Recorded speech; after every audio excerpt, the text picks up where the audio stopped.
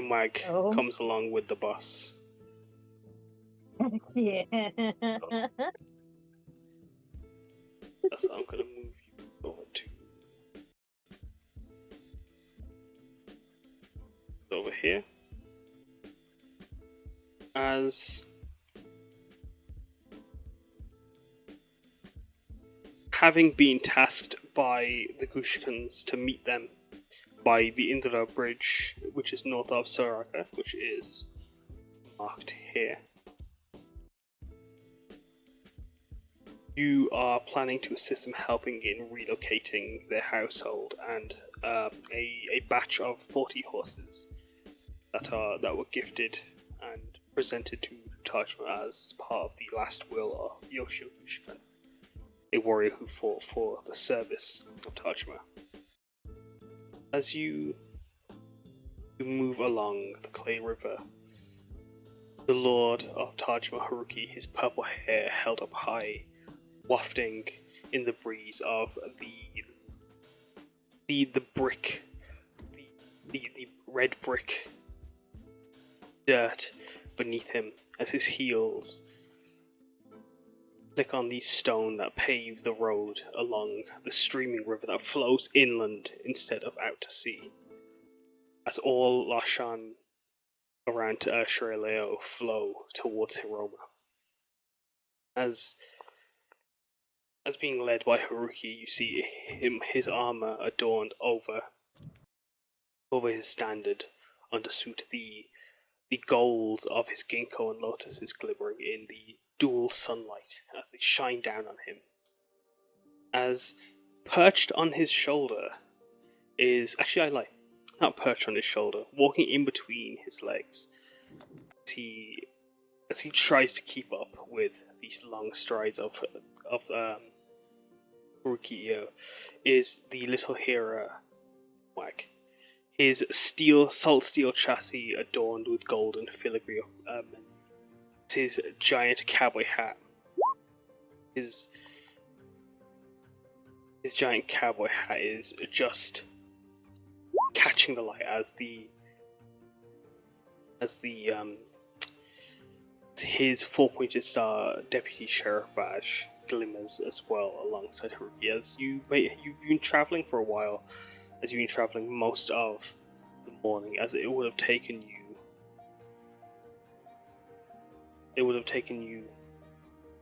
well into.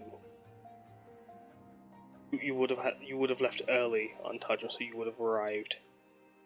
Would be making your way to the destination late evening as you walk along the road, as with the many horses en route. Haruki thought maybe we could share one of the horses that would be joining to help speed up the journey on the trip back. But for now, you had feet well enough to be used. But as Emma was striding alongside, you'd see three figures. One, a silver-skinned Goliath with icy white skin marked with dark henna patterns on their arms and fingertips. The Buris Goliath Yoshio. As you can see, his patterns geometric, his hair short and buzzed, with the same patterns shaved into the side of it. As his armor, I've actually got some sketches of them. Hold those up. As with them is Ranjiv. Oh, wait, Ranjiv is the guy. Sorry, my mistake. As Ragnaya and Yoshio are the tieflings. But beside, in the shadow of Ranjiv, is Yoshio and Ragnaya, the two twin tieflings, with purple-brown, long braided hair that's been tied at the bases of each of their hairs. You can see the two are almost inseparable as their tails intertwine with one another as well, as their manes thick around their neck and wrists are dark on their green skin. As they also adorned in their armor that of Aiden Plate and Splint, they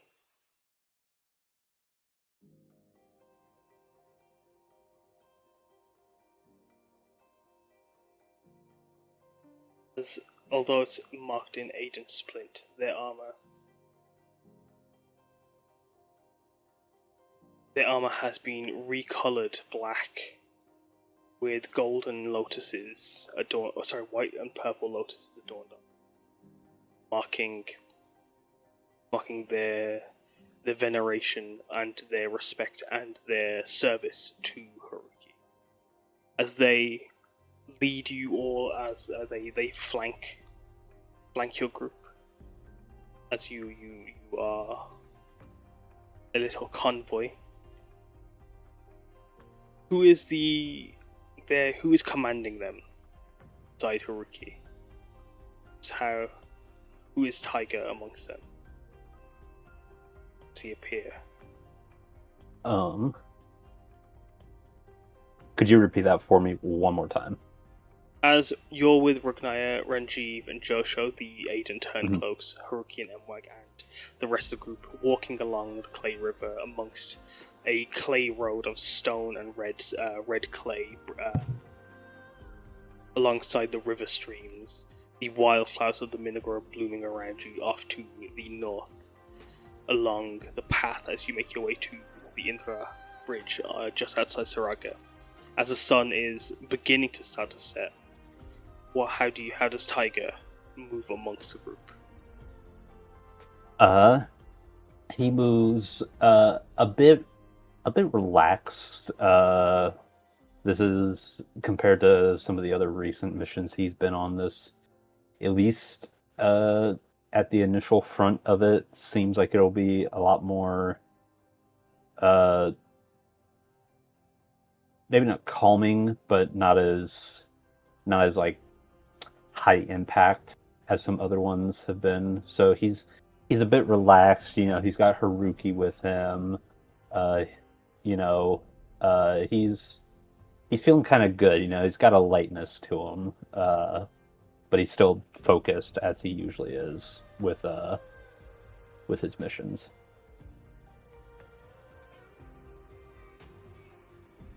And what about Sayaka? How is Sayaka amongst the group? How has she found herself amongst this ragtag? I say ragtag, amongst these soldiers and their lord. So Sayaka literally, she saw it. She saw the request on the board. She smacked it, and she's here now. And she is looking around. as she does. That is literally all she does whenever taking a job. She just smacks whatever one she wants. And she's now looking around for shinies. As she searches, the shiniest glaring off of Mwag's form amongst her, as Haruki's armor also glistens, but Mwag, there's a glimmering silver orb before you catches your eye constantly as the sun blasts down on him. As what about you, Vihaan? Why are you part of this group? What brings your intrigue to this task?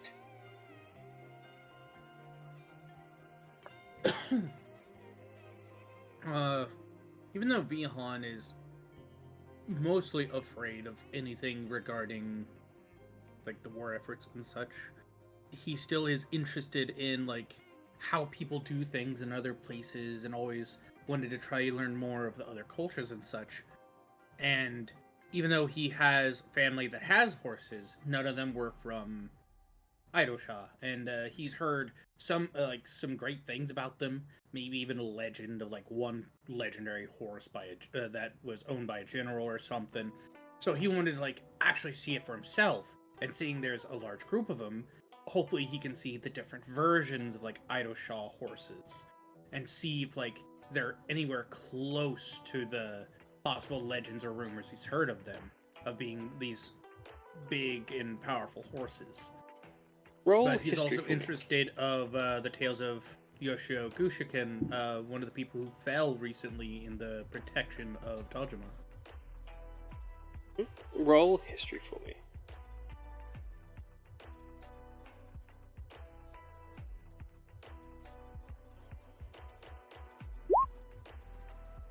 Oh, that's a nat 20. Nice. With your nat 20, as you move amongst them, as you hear of the Turncloaks jabbering away about the 40 horses. With your history check, you'd know that horses are, being the blood of Kirin, they are venerated in Australia in general due to their auspicious roots, similar to how just anything in Australia is respected, as any creature is respected, as they all come down from one root, from Sheol. But the Kirin in particular, with their equestrian forms, with your 22 in history, you would know of many tales of legendary horses that were used in battle across the war, but also tales of horses that were blessed and booned by Kirin, that had ascended into Kirinhood themselves as they came to the aid and rallied around heroes of yore. As there are tales of Kirin, horses that became Kirin that would pull the chariots of legendary heroes of Edo Shah, that when their hooves struck the ground, earthquakes the ground would quake underneath their might, and even that veneration carries on to this day, as one Aiden General in particular, his own title refers to the stampede of hooves of those of horses and the equestrian form of that of Argos Gate, the Azure Stampede. But not just their war, their history in war is important, but there's also and in mythology, but there is known for being quite mountainous and quite hard terrain in general. The horses of Edo Shah are, and of just Edo, even before it's Shah, with all its mountains and deserts and thick, heavy wooded forests, the mountains of the horses of Edo Shah have had to evolve and adapt, and are said to be some of the hardiest of horses reared and raised across all Australia and across the world, with the mountain horse in particular, large hulking beasts of burden that are said to be stronger than 10 yaks, are celebrated, the most sought out creatures or sought out of horses due to just their use in every aspect of society and trade and production, both on the farm and drawing carriages throughout cities, pulling chariots of lords, and even just moving grand objects across from one part of the continent to the other. But as you listen, as you hear these tales, the Turncloaks speak of the mountains that these specific horses were from. Give me a second, so I need to pull.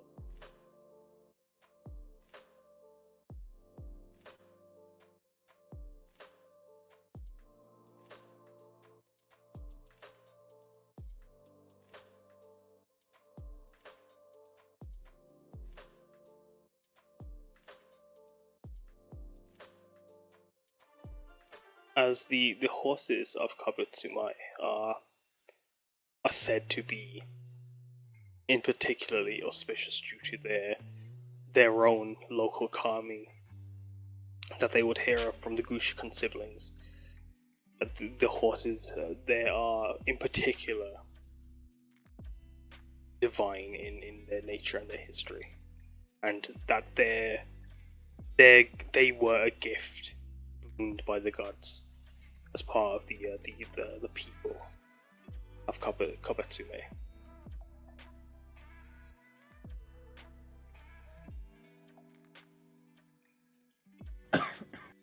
Okay. with that, he'll immediately start making educated guesses for notes of what we might need to do to help take care of the horses or even wrangle them if need be, and then cross-reference his notes with the other Gushiken family members that's with the horses to see how close he was and how he would adjust them, and then also before getting the second-hand knowledge from them, also make copies of his current notes to give to the rest of the party.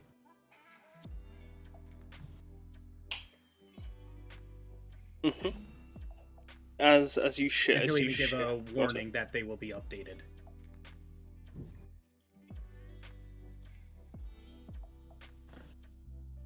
They thank you for the notes. You see the white walls of Haido arriving, as you can see them, their walls looming on the distance. Do you, Sayaka or Taiga, take in Vihaan's notes? Are you interested in the horses, Sayaka, or are you focused on the glare coming off of the golden form of the orb, moon-like orb of Mwag? Or Taiga, are you interested in the horses as well, in their history or their mythology? Do either of you respond to me? I think Taiga he's at least a little interested in the history, but he's definitely more focused on I guess his brain is more focused on the facts that might help them figure out how to best handle the horses, since he is not very well known to be a horse wrangler. So he's definitely interested, and he has no problem listening to the history and being intrigued by the history that Vihaan is listing out. But he's definitely hoping to glean some advice on how to actually handle horses from all that. Oh, he was gonna pass out notes for the horses bit. I didn't mean to imply he'd also share the story. He would only share it if you would be like, yeah, I'm willing to listen to some stories. Oh, I see. I misheard. I think I also might have not said that clearly to Kaz either, so that's probably on my fault. Yeah, no, I assume that was you. I didn't realize that was for later, not now. Yeah. Do any of you talk about anything on the journey as you move through the Minagura and along the clay road?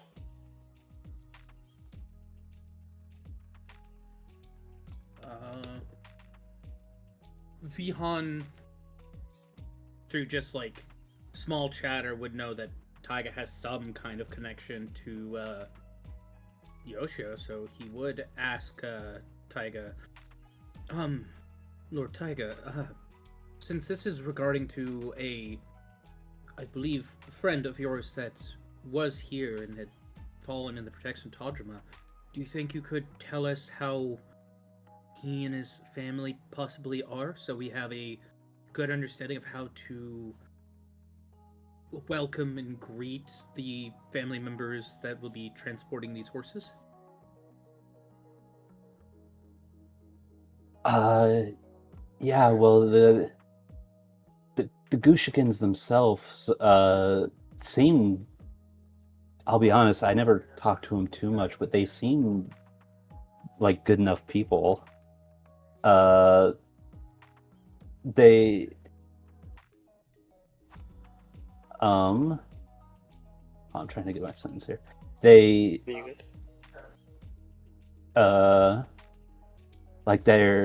they're good enough people, I see them from time to time at camp. I'll admit I probably haven't talked to them as much since Yoshio's passing as I probably should have, but they are more than capable hands that should be hopefully good assistance with handling Yoshio's horses.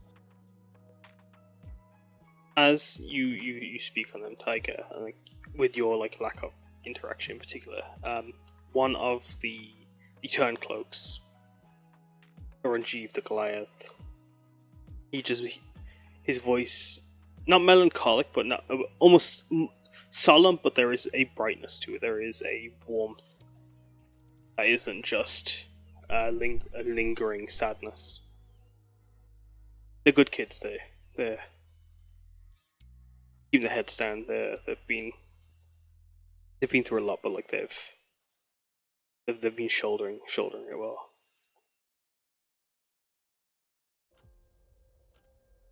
As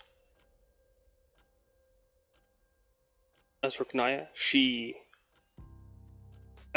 turns to you, Vihaan, the tiefling shows you a set of glass earrings, glass jumper earrings that are shaped like chandeliers, adorned with tiny little, like a lotus blooming upside down, as the little gems underneath them are a set of snapdragons that are like spindled, not snapdragons, or wisterias that spindle down into long branches. As she shows you her earrings, as her long pointed ears are just splayed out. Yeah, this is Osama. Osama, he made these. He's quite the artist. He's a glass blower. And then he's hoping to some more of that. Like he's done all sorts. I think he even spoke of trying to make some armor out of glass once, but I told him it probably wasn't a great idea. Well, definitely inventive, and it looks like he has amazing hand-eye coordination to do such small pieces. It's beautiful artwork.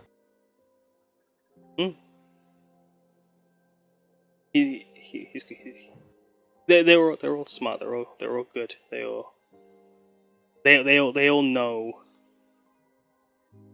their own things. Orgnaya says, as Yoshio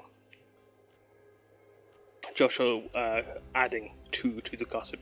I heard that Kari, she's hoping to become an origami mage. As Haruki just from the front. That's correct. She's in training as an aide to Shifu at the moment. Hopefully that'll keep him. I don't know if she's able to aid him because he's not around. Hey, a little smile in his crackle.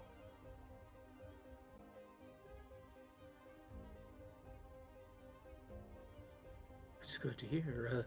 A young sister, get going off of the name, that's magically gifted, where even the Origami Corp's taken her in. It's good.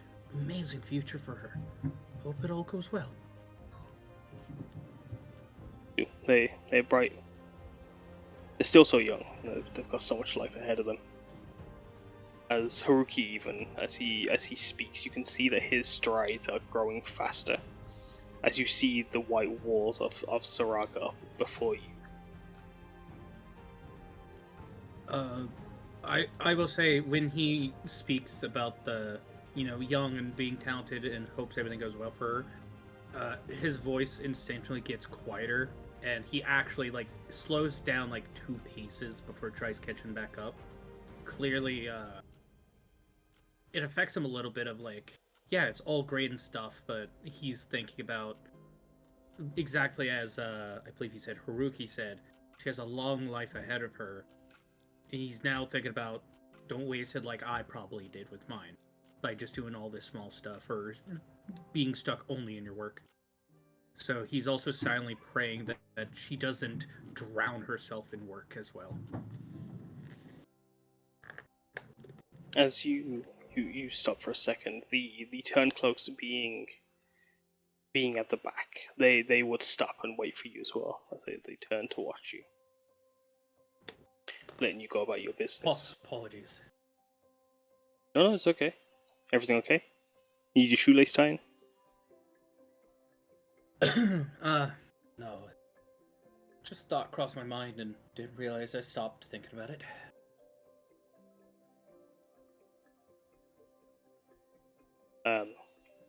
Ranjiv nods.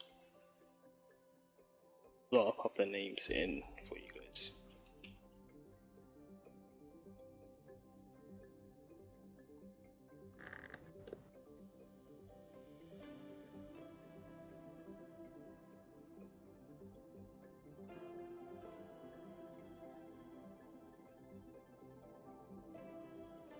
As Haruki strides forward, the turncloaks do also begin to pick up as they draw beside their lord. As Vihaan and Sayaka and are you guys keeping up with them, or are you guys kind of striding, meandering? As Taiga, I assume, are you falling beside Haruki? Yeah, Taiga would be pretty up near where Haruki is, kind of keeping the pace, so to speak. Sayaka is scurrying behind them, still looking around at Chinese. Roll a perception or investigation as you search for those shinies.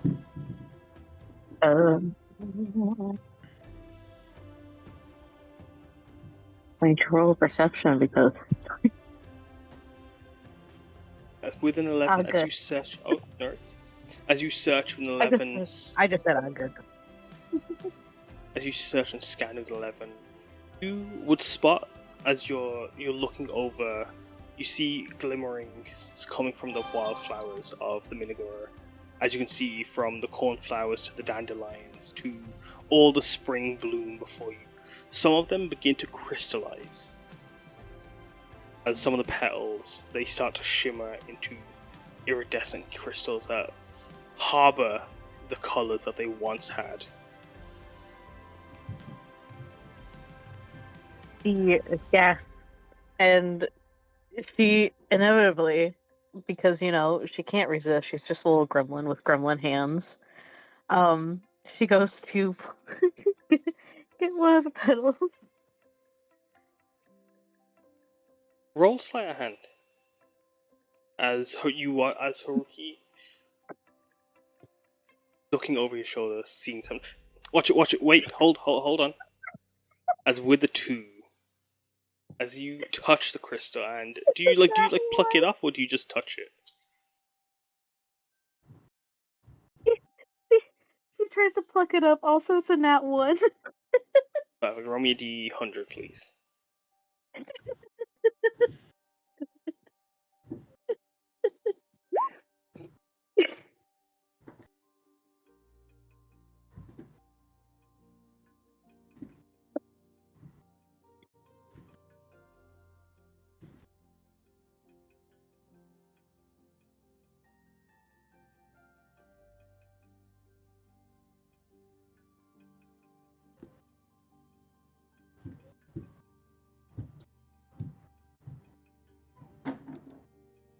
As you touch that, you watch as the petal. You hear a little shimmer, a little crystallization, a gleam of calcification. As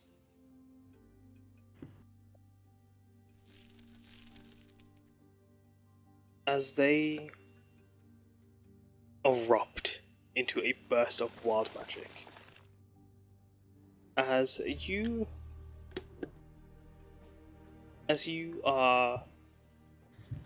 you stand there, Sayaka,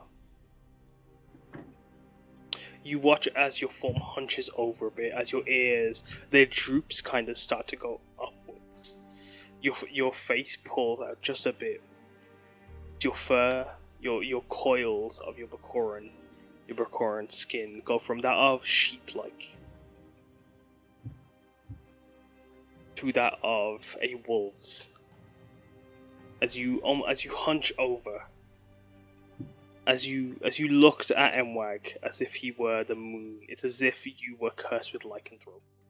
As the wild magic surges through you and transforms you into this wolf-like form. As while in this form, you have advantage to your perception and of your sight and smell perception, and you will stay in this form for 1 day. Additionally, as you move,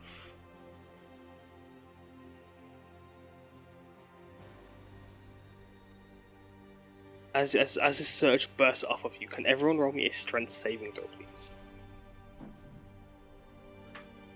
Oh, bother. A strength saving throw. Mm-hmm. Oh boy. I assume including me. Not you. Okay. So it was perception and what else? That's better than I thought. Perception and so it's specifically perception for sight and smell. Okay, thank you.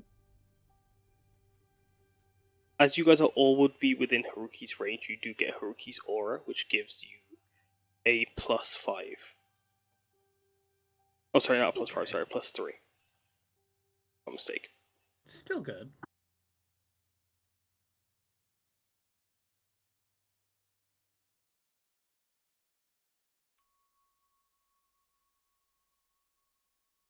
As with a 10, fail Taiga. As the only person that fails, as this energy bursts off of Sayaka, she transforms into aware Sayaka. Taiga, you are thrown back as you were launched. Were you trying to stop Sayaka before you were launched? Or does the blast push you back, or did you get pushed forward into as you tried to stop her? As you hear Haruki also throw caution. I think it catches him mostly by surprise. Like he heard Haruki kind of throwing out caution, like you said, and he was. It's one of those things where he was getting ready to also off caution, but then before he could even say anything, boom, he's hit, and he is just like, yeah. Before a chance, a thought is able to go off, there's just an eruption. An eruption that comes off of Sayaka, and as you're thrown back, you are thrown into the clay river. As the Turncloaks, in a rush, call out to their hero as they try to reach in to try and catch you, to help you, as you splash into the water. Wait, I can do something about... Oh, they're already in. Actually, you wouldn't be able to try, because this would be all during the save, so you wouldn't have been able to stop it. But as you try to call out as well, Haruki also going to help the Turncloaks as Mwag climbs up on him, running along Haruki's arms, trying to reach out as best he can. Do you, Vihaan, try to do something to help pull Taiga out? Yeah. I'll let's see, just to make sure this is right.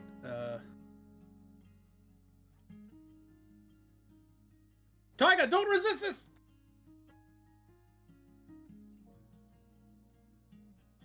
As he'll just his circuitry-like looking magical symbols appear on his skin and appear within Taiga's fur as he's warping the space around Taiga to have him pop up right beside him.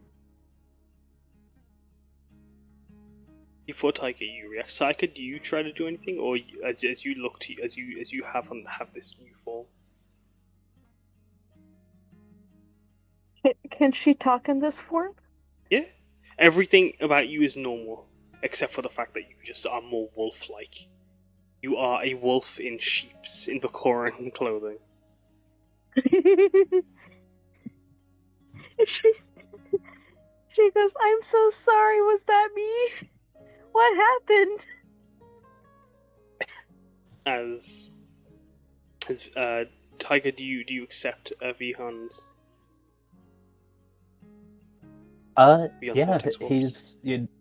he's not gonna turn down any help. So if Vihaan like says he has a way to help him up, like Taiga won't resist it. But when he does like pop back up, it still kind of catches him slightly off guard. But after a second, he kind of recomposes himself, kind of like shakes what water he got on him from the Clay River off, and he looks to Vihaan first, and he's just like, thank you for the help, Vihaan, and to everyone else as well. And then he turns to Sayaka in their werewolf fish form, and he's just like, don't sweat it, Sayaka. It's okay. You couldn't have foreseen something like that happening. Just trying to alleviate her concern. As Haruki also nods, yeah, this place is just full of wild magic. So, like when you see the petals changing, if you see something like that, that's magic becoming whole. You might have just got caught in a surge. Is all. It happened to the best of us. There was a guy who had wild magic sickness in Tajima. As long as you don't eat it, you're fine. Haruki reassures you. Or you avoid the worst of it, at the least. You can eat shinies? Don't. Not this one. Wait. There's edible versions of these? No. Then No. who ate one for you to give us this one? Did someone actually eat one?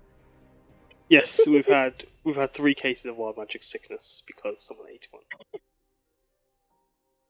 Influencing others to eat it as well. I wouldn't. It's not. How like some kids like vibrate very excitedly, where it's visible that they're shaking, but they're restraining themselves. Vihaan is kind of doing that right now because he wants to ask a million questions about this scenario. Was it crunchy? Well, I don't think so. But when it was a mess. You probably could pull up the medical report, Sayaka. Drake Barker ate a wild magic stone, the Shiseki stone, in its raw form. I'll ask Benzo when we get home. Haruki nods. It gave them wild magic sickness for a good few months and made it very difficult to do anything magical around them for a while. I wouldn't want someone that was magically innate to have to worry about that. He looks over you both as he watches Vihaan vibrating. Understood, Lord. I'll do my best to be careful about anything like this reoccurring as I study it vigorously. I'm sure he's not the first person. You probably could find a paper or two somewhere. As... Isn't Sayaka part of the medical tent? I can't remember. Oh, no, Sayaka isn't... They're just in there all the time. Sorry, that's my mistake. I forgot Sayaka isn't actually Doctor. So, Harui's going to redact his comment saying that Sayaka would get access to that information. Haruki will just know that Drake Barker, wild magic sickness, and that it had made casting spells around them very difficult, and for them. But as he admonishes you in a fairly light tone, as you can hear, there's a smile in his crackle, a joy in his words as he looks over to the city. As you can see, a few grey clouds just looming over the city as we're around Sarhaga, the skies are clear blue. A grey pestilence lingers over. And as you make your way, seeing these walls adorned of white stone, their forms decorated with golden iconography and statues of deities, of owls, of snakes and mice, of ginkgo and the shioka and dragons. As you look to these decorated walls, as you're welcomed into the city as your papers are shown, as you see banners of Edo Shah strung around you, you can see the warriors adorned in full full Agent Splint, their forms, their under armor completely black as it covers their face, as they ride on their horses and rock roads, these giant bird-like mounts, as they stride on their mount, holding naginata adorned with Kirin motif. You can see the crowds throughout the wide roads, carrying katana on the side, or sheathed blades on the sides at the least, as the people walking around in ornate and decorated fabrics move throughout the streets. Watch as Haruki's stride went from a very urgent pace to suddenly slowing down significantly as he looks over, spinning on his heel every now and then as he looks over at the ancient building that as you see the architecture built on tiers and tiers of foundations of old buildings that are stacked upon one another. As it's not a looming city, it's not like the skyscrapers of Isoto or the grand power plants and glass buildings of Nagahara, or the more modern forms of that of Garo, or anywhere else as it happens to be. As in Sarhaga, its architecture ancient, very traditional Haiden architecture.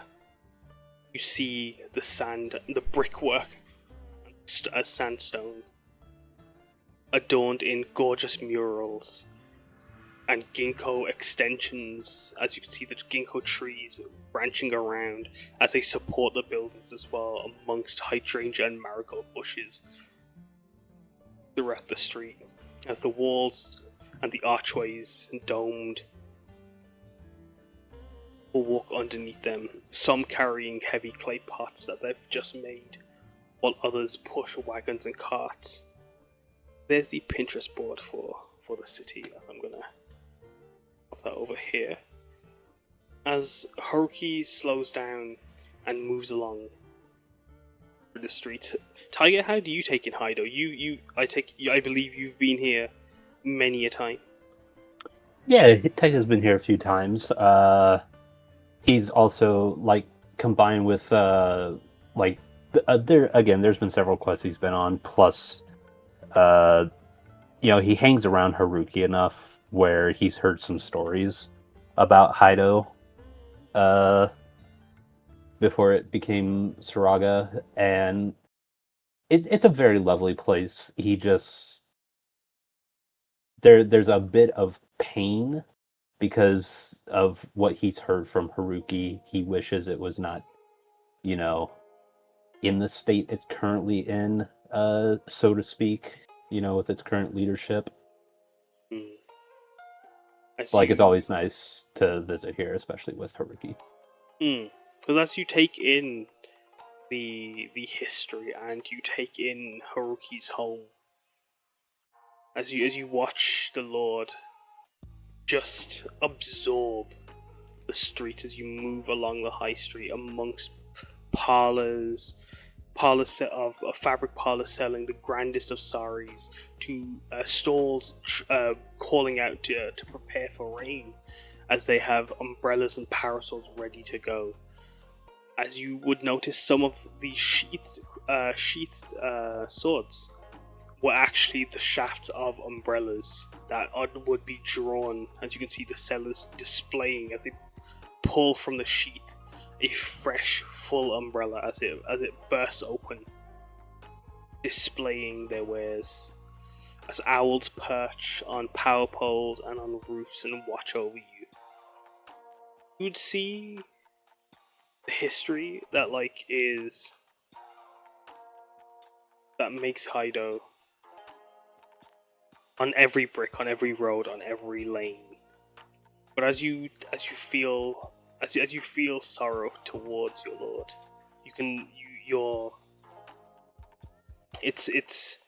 it's almost thrust upon you as you can see the Kirin iconography, blue Kirin,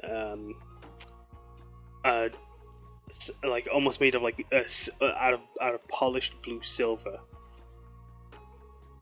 adorned on some of the soldiers' armor, and even amongst decoration of some of the government buildings and the more the public-facing buildings you've seen, adorned with Kirin motif. And as you move through the streets, you would also find statues and murals of a blue Kirin with his horns like that of a ram's coiling in, as Argoske is deified in some places. As you can see, although some of them have been graffitied and bemarked with very charming insults, very juvenile and easy, but also funny remarks. Much of it is,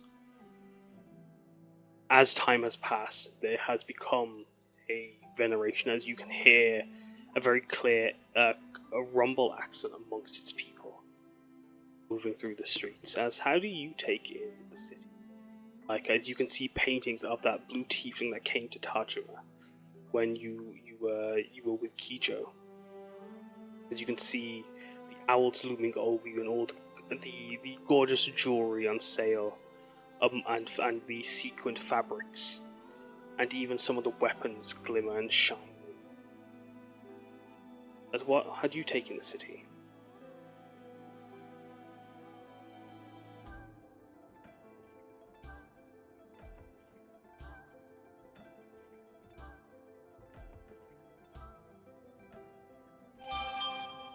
Sayaka? So I'll go up to Mango in a second. How do you take in the city? As you move through Sarhaga, has Vihaan ever gone through the oldest city in India? Alright, what did I miss? Sorry, my internet temporarily died. Just the description of Haido. As you move through the streets, as you can see traders selling all sorts and gorgeous fabrics throughout the streets, as Haruki takes in his home. How are you taking it? He's taking it in almost the same. He's not exactly from here, but he seems a lot of similarities, so it feels like home. A home away from home. He does, like, take his collar that's usually folded down and just, like, flip it up and, like, pulls it up to try and hide his face a little bit. So, like, if there is anyone that does know him here, he isn't spotted right away, because, he might not have told everybody he was taking a break, and so they might think he's still working and might try stopping him to talk to him. But, Sorry, repeat that again, sorry. What are they doing? They're popping their collar up of their shirt to try and cover part of their face, and like pulling up slightly to try and cover more, so they wouldn't be recognized by anyone that might not know he took a break from work, because he didn't tell everybody he took a break.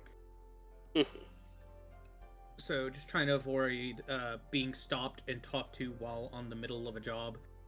The last thing I remember hearing specifically was also the Argoske statue being graffitied on, and even though Vihaan is not the biggest fan of him either, he still views the act of that as just disrespectful, because there are people who do care about him, and doing this to any statue, even if it's like, if it was like another like spiritual figure, or even one of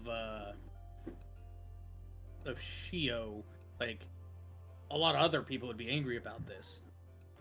So, despite not liking Argoske and what he's heard, he'll still at least show the respect to, like, who did this by using prestidigitation to get rid of it.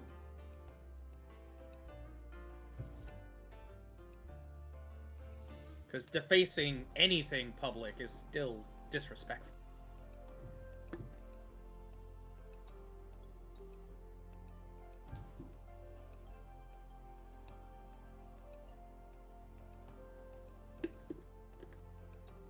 turncloaks with you.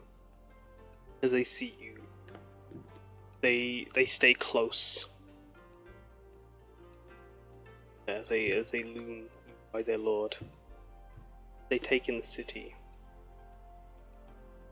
Yoshio every now and then stopping by to want to check something, but seeing as the group does move through the streets, they catch up, rushing to come along by their sister, and then the rest of you. As well as you, Sayaka, how are you taking the city? As you can see owls perched up, as the smell of roasted and grilled nuts and all sorts of maple, sweet maple treats loom around you amongst all the rich curries and the honey glazed, savory treats around you. How are you taking it in? In her wolf form, she is sniffing around. She has never been able to sniff like this before, and she is having a great old time. And It is. Oh, sorry. Oh, I'm gathering thoughts. No, of course. She is also just taking in the sights as well, as much as she can in her, with how tall she is. I say tall, she's very short.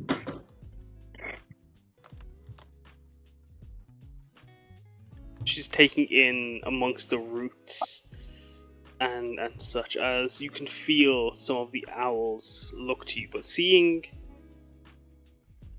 your form, you notice that there's a less hungry look on their faces, as some other birds of prey have given you in your past. As you take in the city,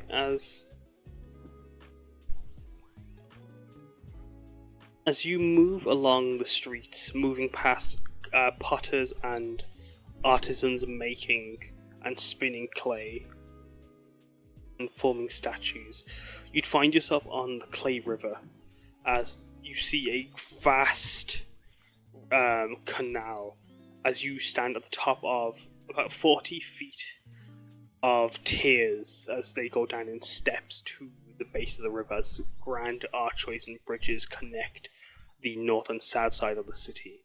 As along this channel, you can see workers on the tiers down below you, as some are scooping from the rivers, while others are just working away, carrying them up the steps or moving up some of the ramps and the pulley system set up across the city. As Haruki's smiling, taking in, he would also stop to ask and see what some of the spinners are doing and making. As he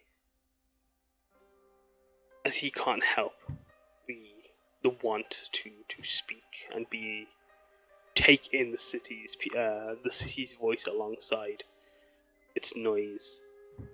But as you take in the vibe, as you move along, do any of you do anything before you reach the train station? Would you say anything to each other or check in?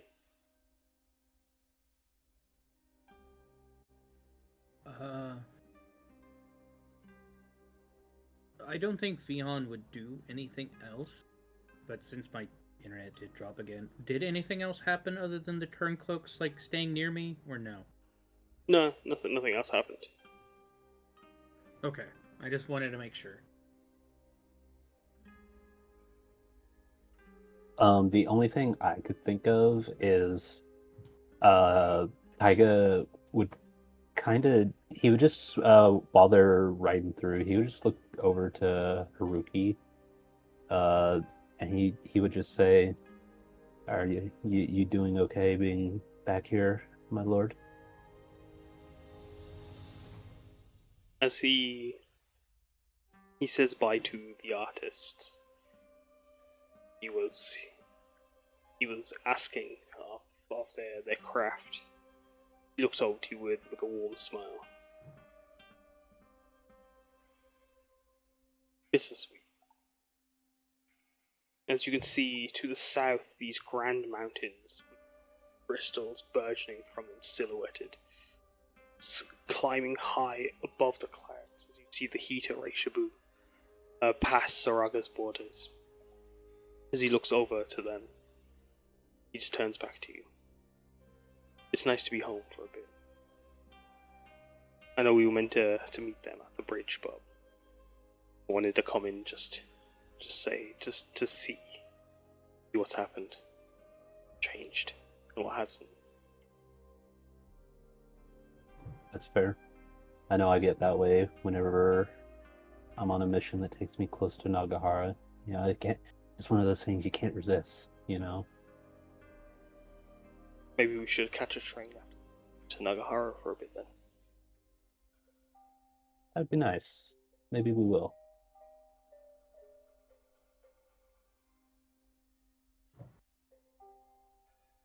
He looks over to the turned cloaks of Vihaan and Sayaka,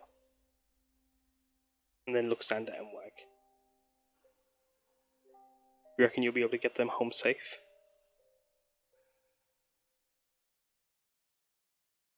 Yeah, Of course. Of course. Oh, sorry, this is to Mwag. But if Sayaka's also there, as he looks down to Mwag, as you say that, Sayaka, you and Mwag both, of course, in sync. Hey, yo, you speaking my language? Looks up to you, Sayaka.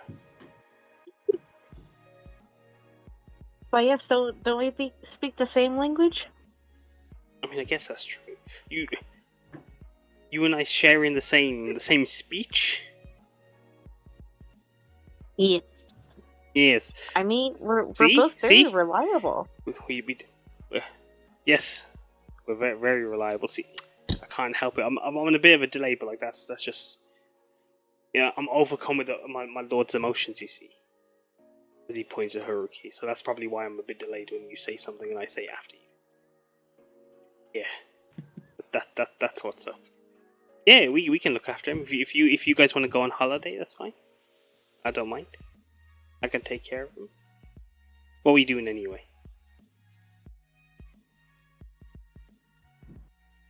We're escorting some horses. Oh, yeah, I can do that. I used to be a cowboy. Tips his hat. What do you mean used to? Haruki adds. Once a cowboy, always a cowboy. Exactly. Always been. What's a cowboy? As he leans towards Taiga. I don't know. I grew up in a fishing village. I don't know what a cowboy is.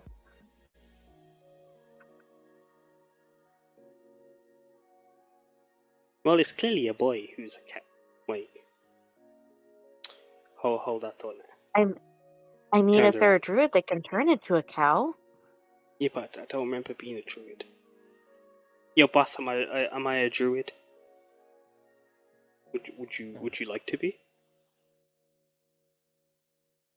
Would I like to turn into a cow? Yeah, okay, go on then. I'll be a druid. Then you're a druid. Excellent. Alright. I'm a cow. And I'm a boy. He turns to you, Sayaka. This is what a cowboy looks like.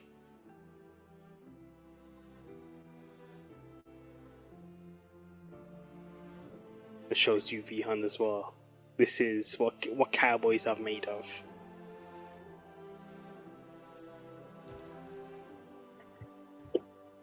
Sir. Vihaan will just gently clap and say nothing, not wanting to ruin this moment for Imwe. I know you're going to be a very good cowboy, then, Wag. Always have been. Always have been. Tips his hat at you. Of course. I mean, you Don't helped worry. me with my first mission, too. Yeah, as all cowboys do. All cowboys do. And we help with second missions and third missions too. We skip the fourth one sometimes, but we can come back on the fifth if you want. As Haruki just scoops him up as you two chatter away. Come up, meandered in the city for a bit. It's gonna get dark, and those horses will be waiting for us.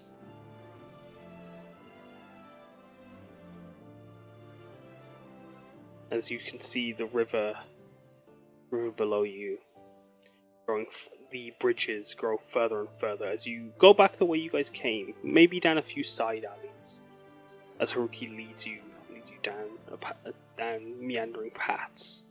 But as the streets go narrow to wide again as you return back to the high street, you cross over the end of a bridge again. This grand bridge made of the same stone that makes the city walls. As you climb over, you could see just off in the distance a second.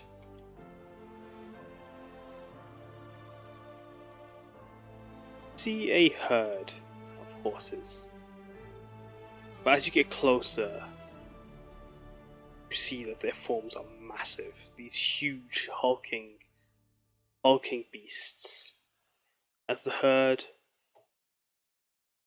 grows closer, as you make your way out from the city and out into fields before Sarhaga, you can see these huge horses running around, ranging from browns to reds to whites, some dappled and spotted, some even striped, as some have small horns jutting from their head, like that of antlers, while others have wild mane that take over their entire form, and others have them braided or plaited.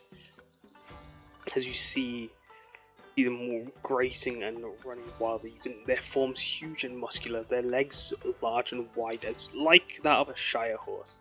You can see where their ankles meet the ground. Their manes are wildest there, as if like their legs were flared. As they charge and run around, these 40 horses stampede and cause the ground to quake as you witness them. As you see them, Sayaka, if you were feeling small with a Goliath amongst the party, you see these horses towering over even Taiga. Even just as you draw near them, you can tell they are going to be massive. How do you take them in as you walk beside the cowboy Mike? He bows his legs as he waddles stepping towards the horses. Every now and then stopping to have to catch up, but then returning back to his. How do you take in the horses, Sayaka? Or how do you bear witness to them? She looks almost exactly like the meme I sent. But she's like, oh my god, that's a big horse. Hold on, There's how 40 tall of is them. Taiga again? Like 6'5"-ish. She's smaller than Enza, so she can ride Enza. How tall is Sayaka? Hang on. Yeah, Vihaan's in the 5-foot range. she's 2.5. She's 2 feet 5 inches. You just see two small people side by side just going, ah, those are huge horses. she's in wolf form. A little mix of fear, a little bit of awe.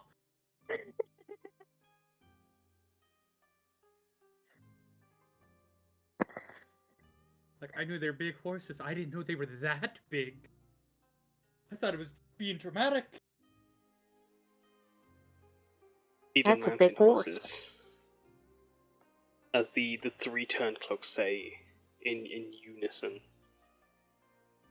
As three other voices join them.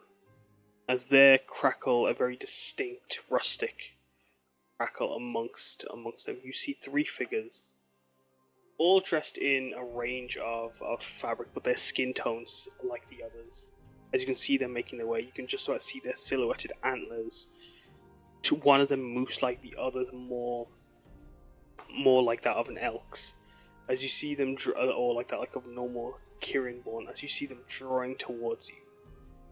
How are you taking them in Taiga? As you see the horse, as you take in the horses and see the Gushitans their way towards you.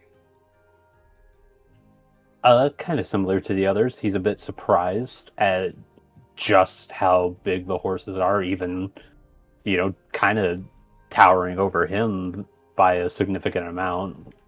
Definitely catches him off guard, but seeing some familiar faces in the Gushikins showing up, hopefully relieves him a little bit and gives him a little reassurance that they can hopefully handle this massive horde of horses well. What about you? As you, Taiga, as you see them, you can see one of them isn't in amongst them. As you can see, although one moose antlered, one Kirin antlered, making their way towards you. One of the Kirin antlered is a bit further back, as you can see them as they try to wrangle the horses. As Vihaan, how do you take in the horses and the Gushikins? The horses, kind of like Sayaka, just like a little bit of fear, a little bit of awe, slack-jawed a little bit, just like the whole dramatic, oh, I thought there would be a dramatic thing. But when the Gushikins come into view and like whoever just like walk past him, he greets them with like hellos, nice to meet yous. Maybe like finds one that's like seems to have like a grasp on handling the horse better, and is like, later I would like to take notes with you on how to tend the horses, and then like continue on with like greeting all that he can and being respectful to them. As you see them make their way towards you, of these two forms making their way, both of them feminine, as the two sisters step forward, as the shorter of the two carry, as she's dressed in a simple jolly blouse that's been wrapped over by a cropped kimono top and long yukata plants that have been just held up. Most of their fabrics dark and dyed, and slightly scuffed in mud, and a bit of grass here and there. As her hair, all the hairs, sandy, dusty blonde, as she wears it in a high ponytail, two strands draped down the sides, and in a quiff, or form a fringe that falls to the side, as her thin horns are like that of branches. She has a messenger bag strapped around her side. You can see it's marked with fine leatherwork and glass baubles. As she gives you all about, she introduces herself as Kaori Gushiken to you, Vihaan and Sayaka. While the taller of the two, also dressed in black, but that of simple silk billowing pants, and that of a what's it called? Sorry, of a kimono top that's been wrapped around her and cinched by an obi, decorated with all sorts of iconography of moose print and shimmering silver over its forehead, shimmering silver to pearl, like inlay work amongst this fabric. set as if it were wood, but as you can see, it shines like that of like abalone or mother of pearl. But in the back, the taller of the two, Harry, as you can see, her hair pulled back, as it's been half held up, half down. You can see between her, just burgeoning from her forehead, these large moose antlers. As in the far back, you can see the youngest, also like Osamu, who dressed like Kari in more worker style fabrics, or more haggard work kimono, also in black. You can see him trying to command and calm down the horses and corral them as they just swarm and shift around.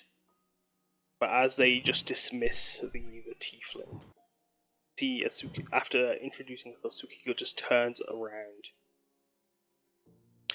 As her tone stern, this very stern, rustic, matriarchal almost,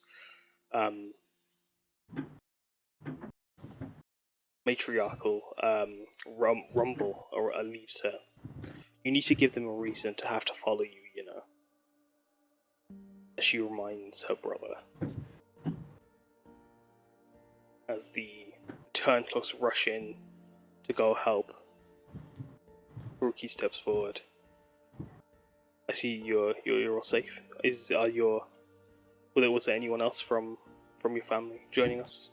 I don't see anyone. No, Carry quickly. Yes.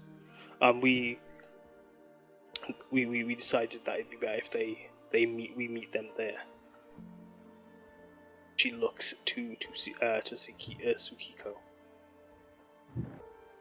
She looks up towards her sister.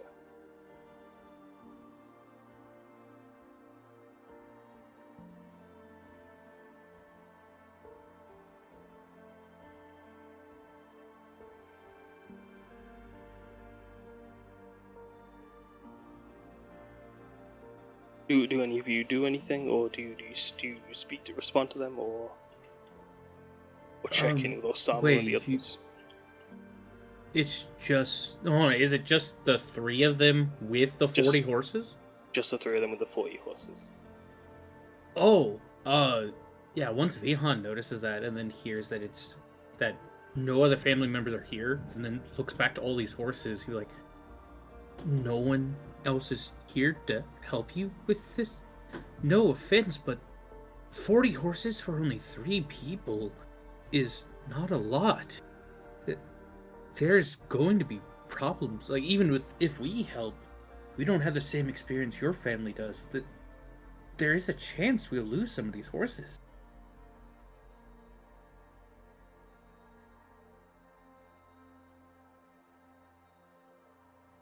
As you can see, the turncloak's already rushing in to help Osamu.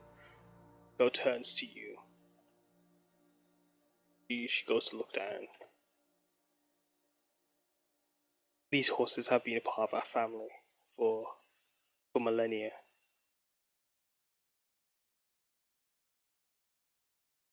They know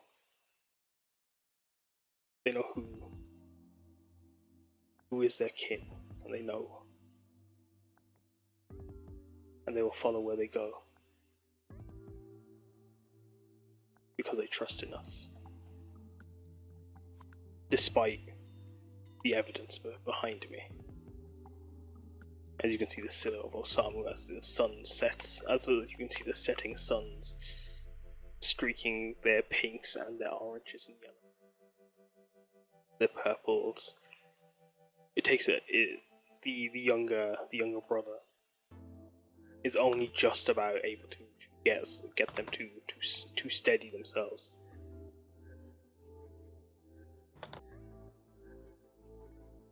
The hardest part was getting them across the river.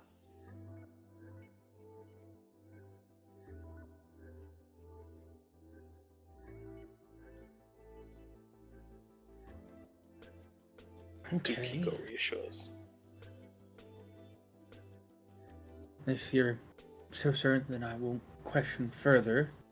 I'm still worried, though. I don't want anything bad to happen, is all.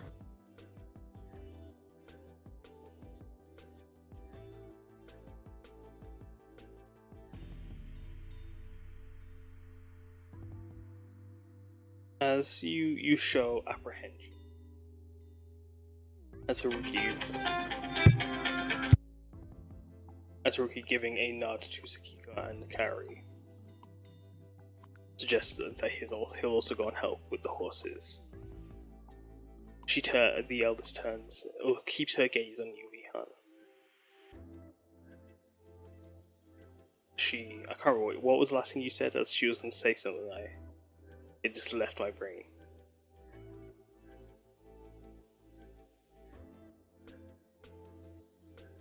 Mango. I think he might be on the phone. I think that was his phone going off a second ago.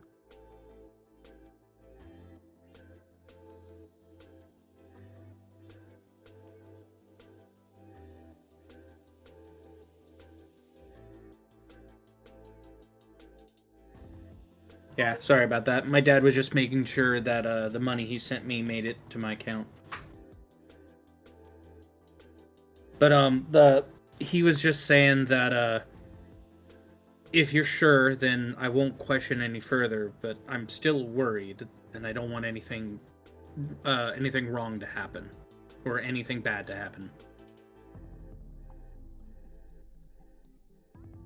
Do you know why we're called the Kabetsume? Kabetsumai. With context clues, I'm going to guess it's a very lucky mountain due to maybe resources. It is because we have been blessed with luck. These horses, they are a symbol for the luck, but we also have been able to maintain their, continue to get their blessing.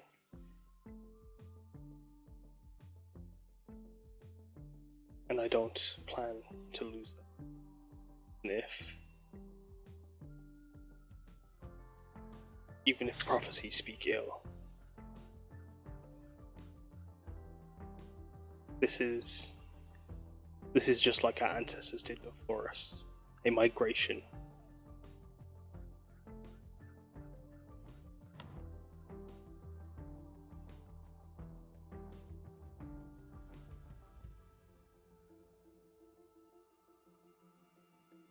You see, there's a deep-seated history to it, and very strong belief. I would love to hear the stories whenever we're done with helping you with the transporting.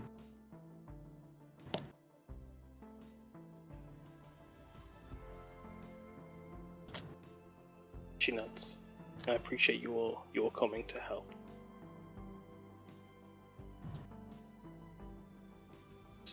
Carrie being rather quiet, she would go to open her bag as she goes to offer you all a bento box. We picked these up from the train station when we got back. We weren't sure if we'd be able to have dinner, but just something to have while we're on the road.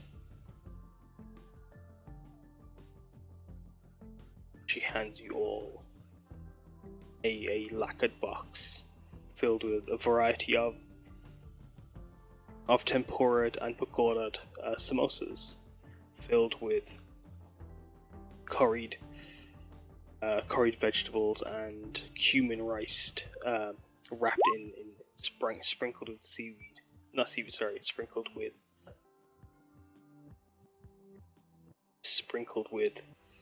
cumin seed and sesame seeds, as their curried and sweet spiced aroma is seeping from the boxes.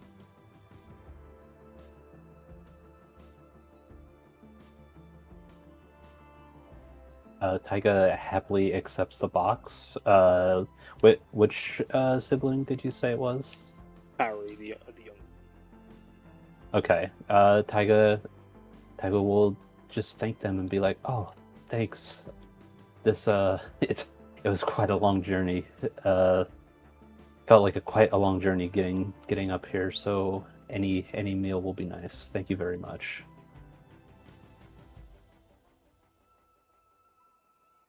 She gives the bow.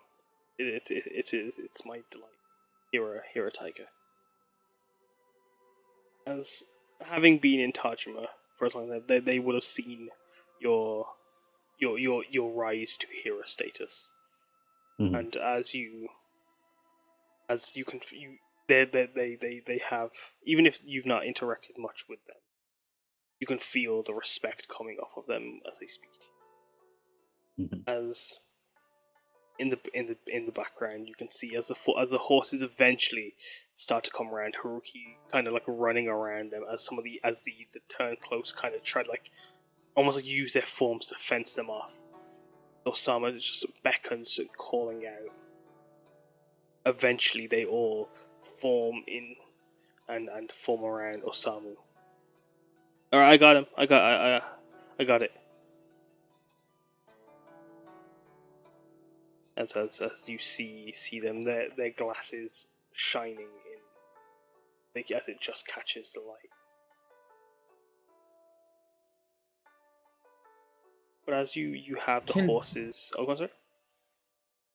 I was gonna ask, can Vihaan insight Kaoriko? Because something's just not sitting right with him, as she is he can tell that she's the youngest of these three, and usually kids around that age are usually more talkative and active, even if she's the one that's becoming a origami mage. It just feels odd that she's being this silent and only talking and then looking to the oldest as if she needs permission, as this is just a simple mission and they're all from Tajima.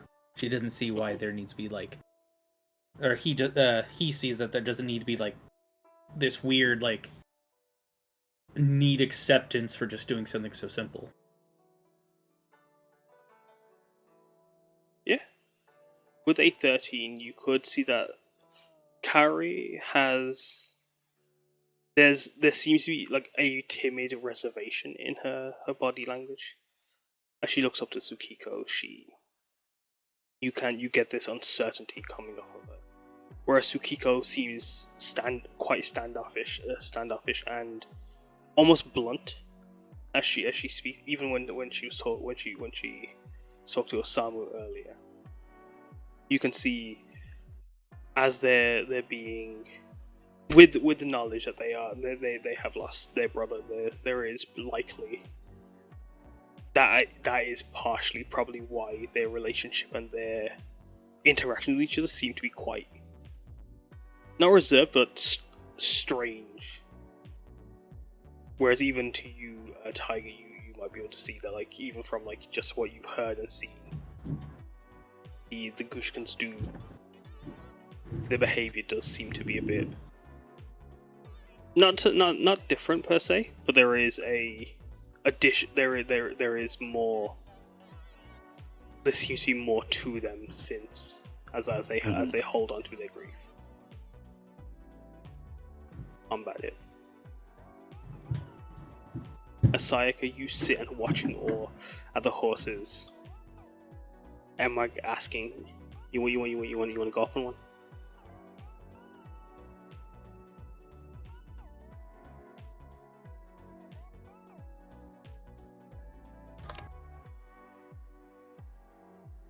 Sayaka?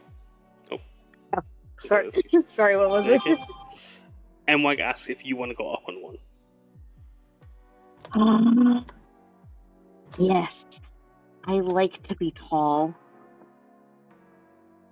As you say that, and Mike just turns around, looking up to Haruki. Hey, your boss, can we go up on one?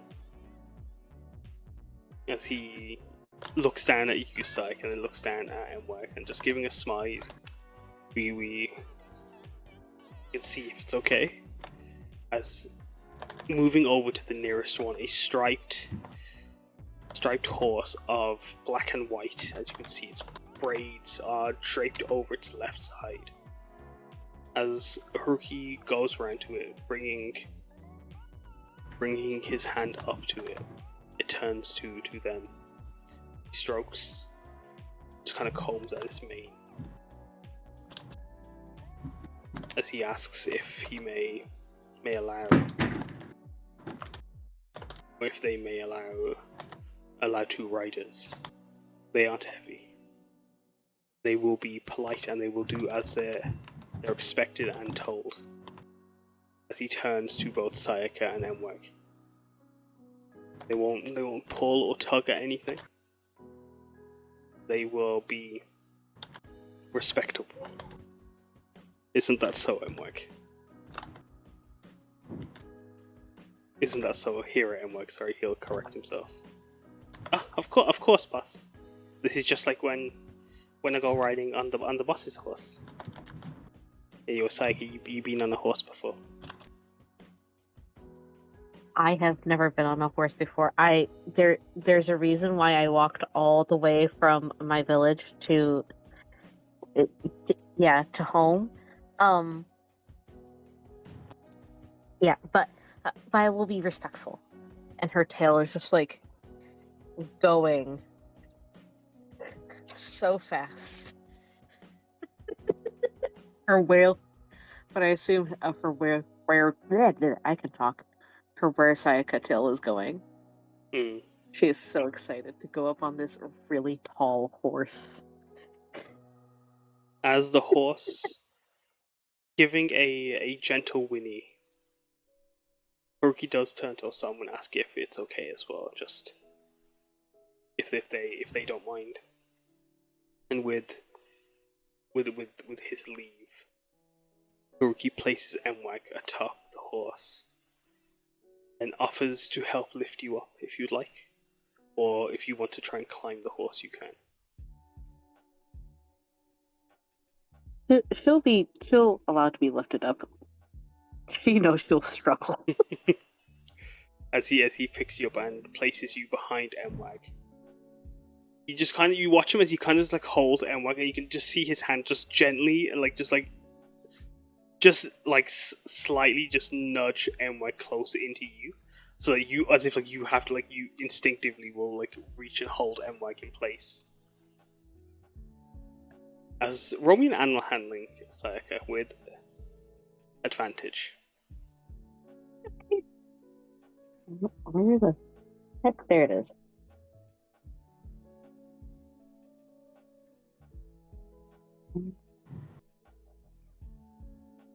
Maybe? Level 19, the horse. As you sit on it, it's just kind of just going in circles a few times. As it kind of turns its head around, it looks over to you both, as you can see it with its side eye. But then with a gentle, just another little whinny, it shimmies its head and then moves and just gently trots with you on its back.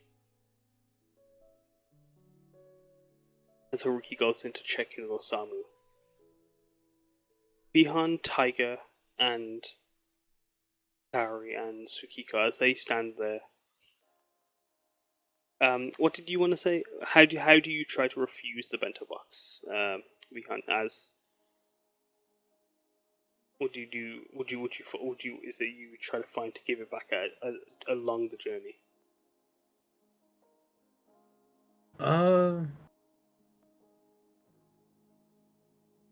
Like I'm gonna be giving it back to her. Is the part of the refusal, or am I able to refuse how it do you, right then and there? You could refuse it then and there, but how do you do it exactly? As you say without the other intention, but how would you go about that? What does that look like? Is it you as simply it's just ask no thanks? When it's offered to him, he'll check to see if everyone else is distracted. It'll be in his hands, but as soon as you notice the others are distracted, he'll push it back to her, and he'll say what he said to her, like that's his kind refusal of being like, hey, you need this more than me kind of situation. Even if it's not because you're hungry, just to have something nice to keep going. Because it obviously looks like she's having a rougher time than most. As you say, you look like you need a good meal for not for nutrition, but in memory of something nice. Even these small insignificant things force your foundations enough to look forward to tomorrow. As smiling to Kariko, it can last a bit long without food, so do not worry. She just smiles and just nods. That's okay. She puts it away. She just thanks you for. As Osamu making their way over to you all, alongside Haruki, and the turncloaks. Okay. It's time for us to ride out. They say as they go to pat on their side. As they gesture to you all to join the conglomeration of horses, as as the horses just mingle around you. Sayaka and Mwag sit atop one.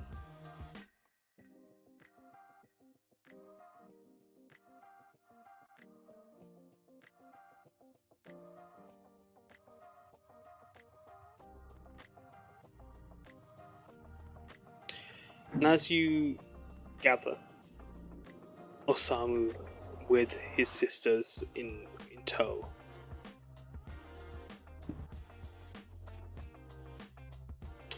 they begin to move as the horses follow along.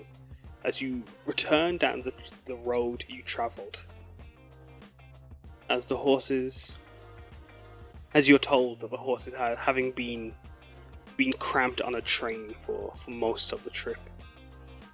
They've been quite antsy to get out. Osamu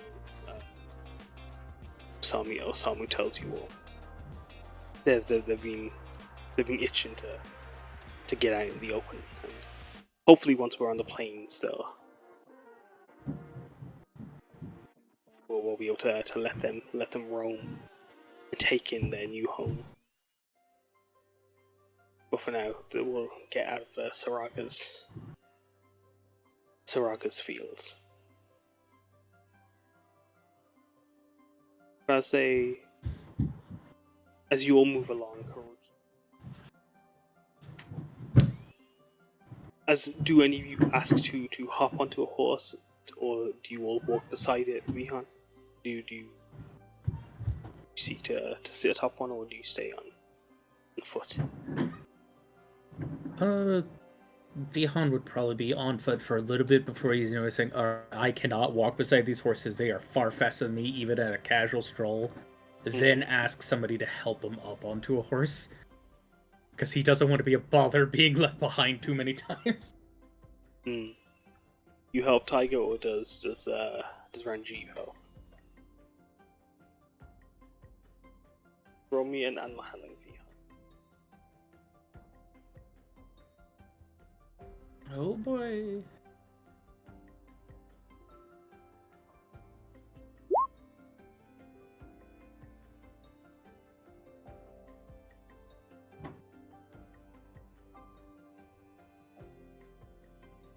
That is an 11. As Ranjiv goes to scoop you up and place you down, the horse immediately kicks itself up for a second. How do you with an 11? It doesn't initially take to you. How do you?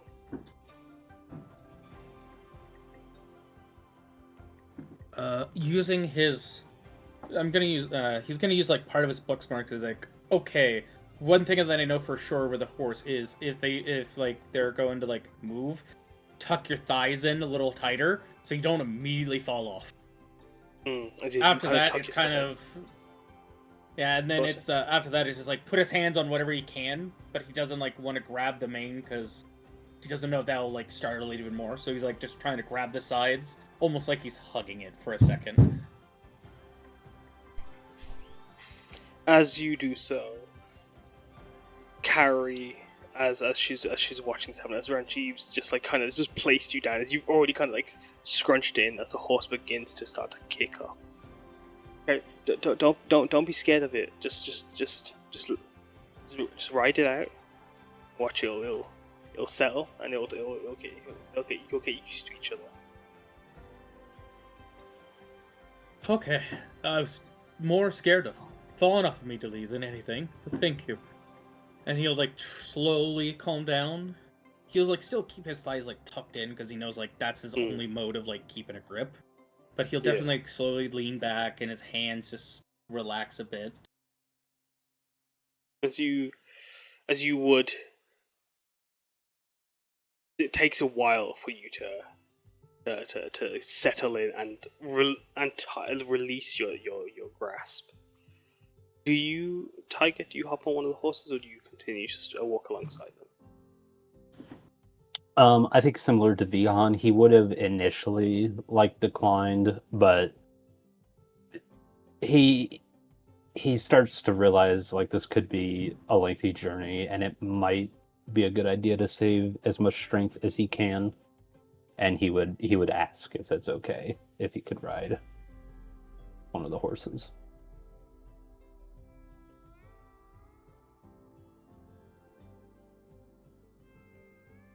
Roll me an animal handling as well, as you. Sure thing. Where's my? As you, Vihaan, you are on a brick red and black maned beast. Taiga, as you seek to ride a white and blonde mountain horse. As you try, it immediately just bolts away from you. Being a tiger, it likely there is a predator mentality on that might have kicked in initially. As seeing this happen, oh no! Osama quickly tries to pull them in, which causes some of the other horses to also shift. As it takes him a few moments with the other siblings. The ones being ridden by Vihaan and Sayaka, however, do not break. They continue their pace as having settled and adjusted to their riders. They aren't spooked as they feel your comfort and it supports them. But Taiga, as your horse, it causes a sudden rush of them to leave. You watch as wildflowers come into as you enter the Minagura Plains. You enter the wildflower fields. You watch the horses begin to canter and swirl around. But as you're watching this happen, you watch as the petals begin to as if the pollen from the flowers is shimmer and sparkle outwards as they rise and glitter around the horses as they swirl, as they pick up on the buffeting of wind that is brought by the horses, as they swirl and canter and meander through the flowers. Eventually, Taiga, you are able to catch up to one and are able to hop aboard.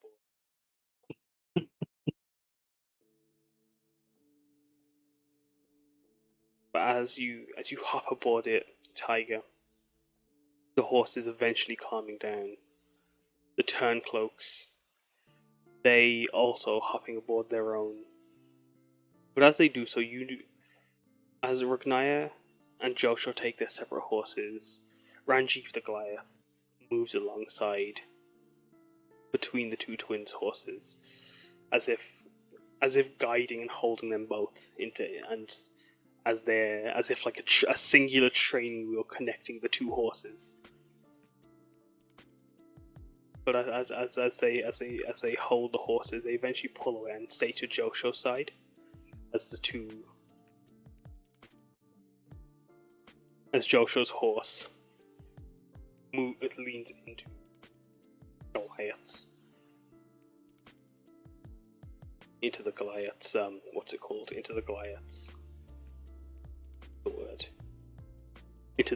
touch. Haruki, having walked alongside initially as well, he would eventually swooping on, leaping aboard as he sits behind you, Sayaka, as he can't keep up either. Event after at a point, as although he would try, as he falls behind, he would have to hop aboard and sit behind you, Sayaka. I hope you don't mind me taking the space. No, of course. I don't mind at all. And what about yourself here at MWAG? The more the merrier. I'm sure we got space for more. We could hear a Taiga on here if you want. If I scooch up a bit,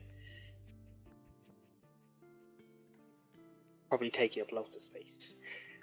MWAG doesn't hums along to himself for a bit. But as... Oh, sorry, were you going to say something? Sorry, Sayaka? Oh, no. As you move along, as the horses trail and follow along the Gushkans, you watch as they start to talk with each other. But as they talk, watch as their voices rise, and they begin to start arguing. As Tsukiko just blurting and stopping. What do you two want to do then? She demands. As that is where we're going to take our break. Yeah.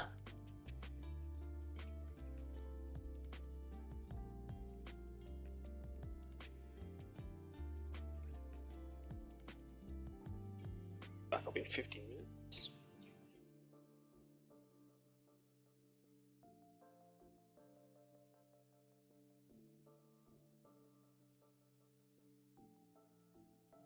It's so hard not to speak more in this session. I can tell, but if it is tricky, feel free. Like try and like ask if you can glean it. But like you might be someone new to, but you can listen in. You can try to observe and take them in as an outsider as well. Yeah. I was actually about to ask if I could listen in the conversation, but you said it what it led to, and then a break. But that's fine. I mean, well, like, that could be no. when we come back. If you when we come back, we can pull away. Like you can try to listen into the conversation before they start to. Yeah. Before it breaks down. There was one thing that I might have misheard, but you were talking about one of the youngest of the siblings, and I didn't know if you said that was Osamu or not.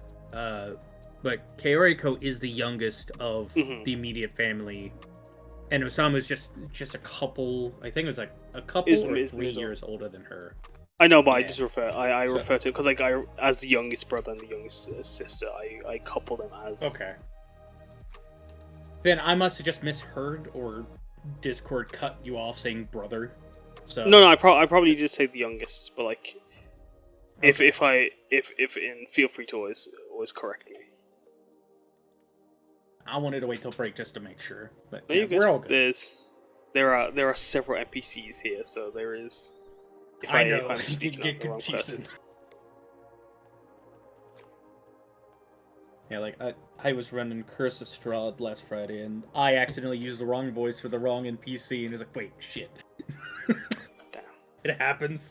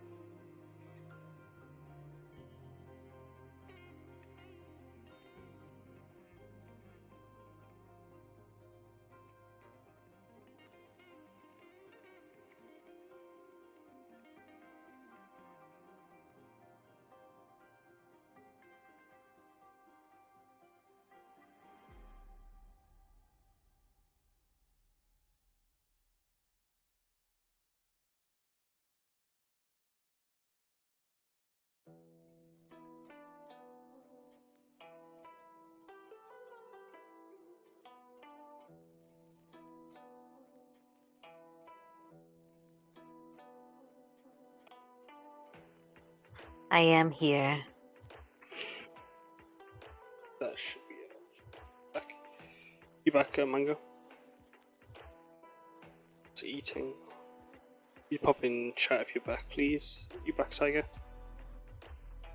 Yes.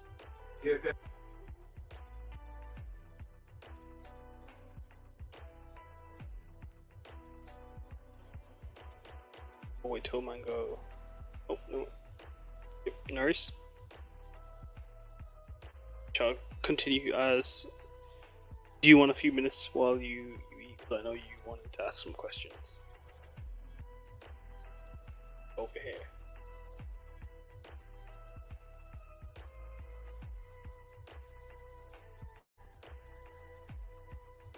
Alright, I'm good. As you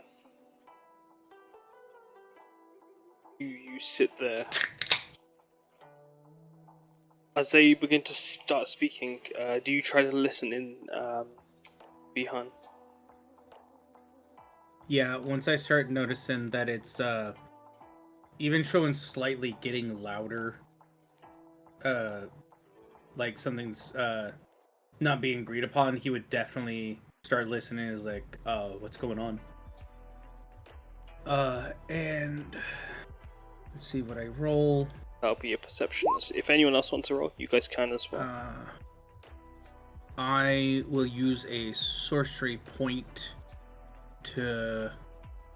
Oh, what was the thing that allows me to re-roll a check if I use a sorcery? Is it sorcerer's versatility?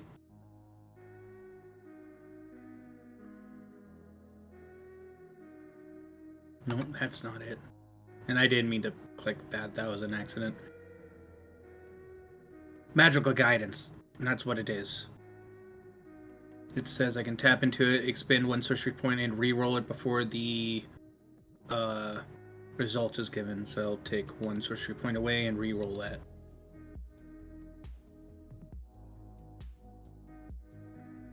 Oh, not much better. Dang.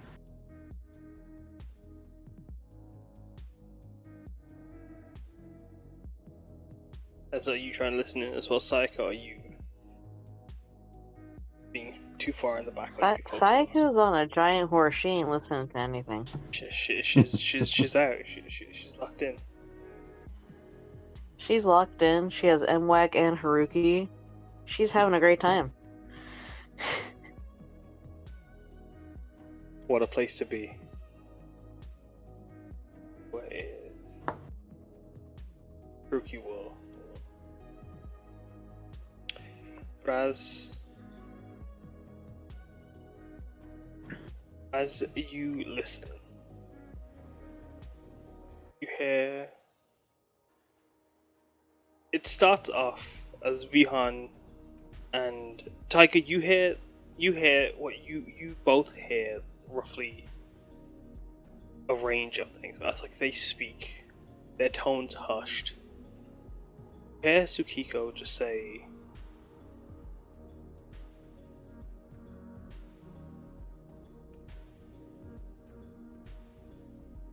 "Does it matter?" Could just leave, sell the horses or something. They can with the gold. We could do what we want. If give Ma a better home, go explore and live and learn what we want to learn. As Osamu, as he listens, he notes that he doesn't know what. He doesn't even know if he wants to to blow glass anymore.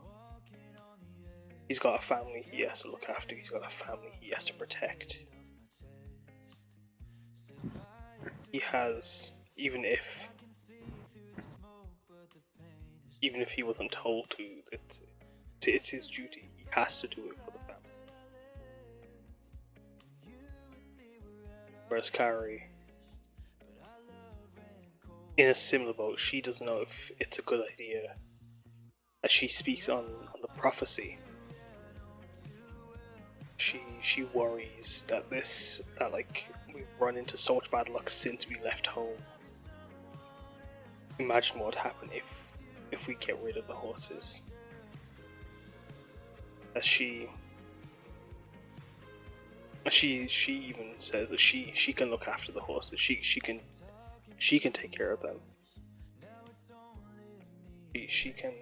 She'll take them back to Tajima.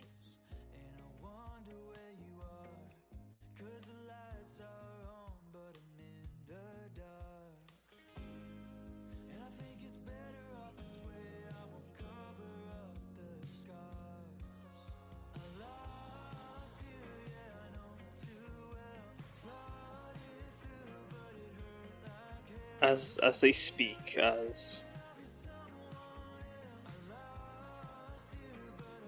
Sukiko then just adds, but if you're studying to be a mage,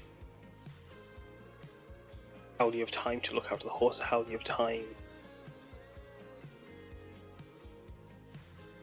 How will you have time to uphold all their safety and their livelihood? So Samu cuts it in that they'll be in Tajima. They've got stable hands. They've got people that can look after the horses. Whereas Sukiko begins to grow in her own tension, her own anxieties. As you listen in, hear that she, in her own trepidation, in her own worries, in her getting caught up in all of this, she asks what do they want to do then? Because she doesn't want to do this anymore.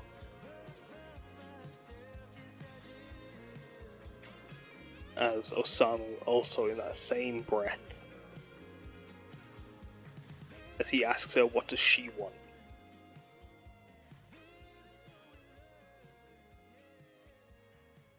But Kari, she stays silent. Do you hear all of that, Vihaan?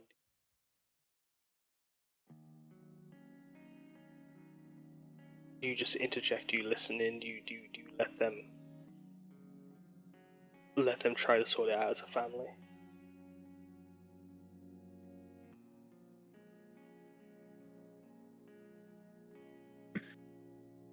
Vihaan knows that this is a family matter thing, and they do need to sort it out.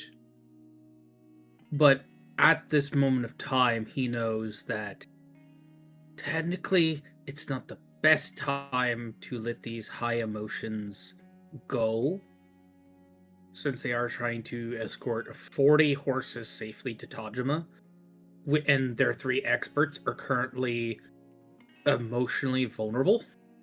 So he does speak up and say, may I be able to chat with you 3? It sounds like there might be an issue. As they turn around, and she almost like snap at you as they exclaim, "What?" I'm gonna ask you all to make a animal handling check, please. And Sayaka, you will have advantage.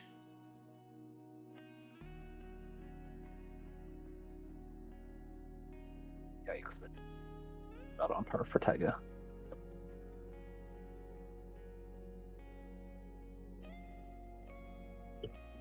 Hang on, roll 20 is being stupid for No, me. you're okay. You're okay. While you're rolling, as Ragnaya, Joshio's, and Ranji's horses go wild, and they, as the Gushkins snap, they rush into the field, bringing with them Taiga and your horse as well.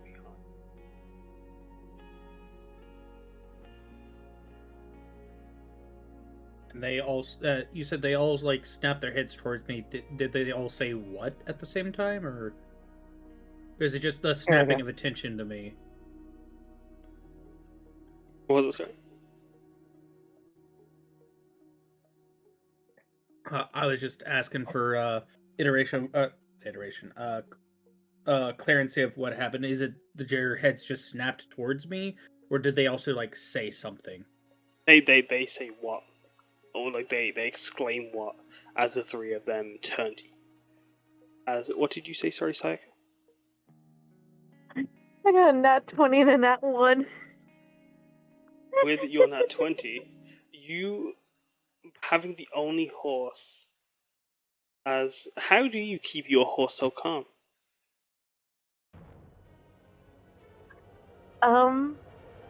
That's a good question. She just keeps like vaguely like she keeps petting it and calling it a very good horse. A very good horse.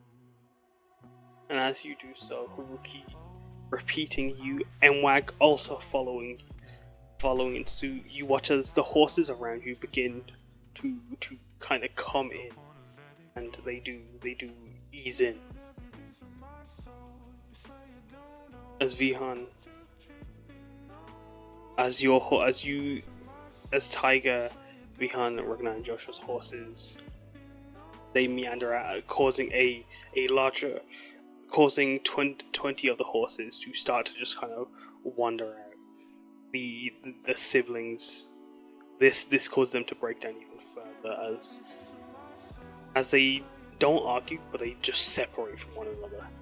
They try to corral and rally the horses with you, as each of you will get the help action if you need it. But how do you try to calm your horse down, and if any of the horses around you, Taiga, how do you try to pull them back into?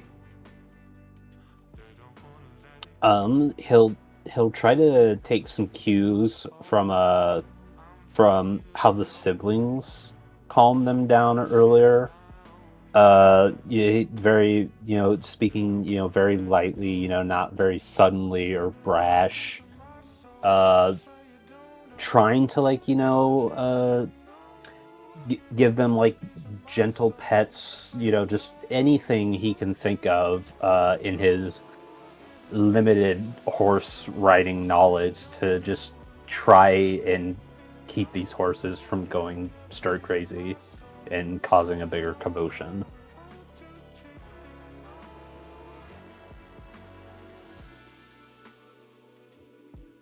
As you try to talk them down, I'm asking you to make another animal handling with advantage, as rushing over to help you, Osamu comes to help. As with a 19, as they come rushing in to try and talk gently with you as well, they bring in some of the other horses, as it doesn't take long before your horses join in with Sayaka's horses. As Vihaan, how do you try to calm down your horse as you see Kariko come rushing to help you?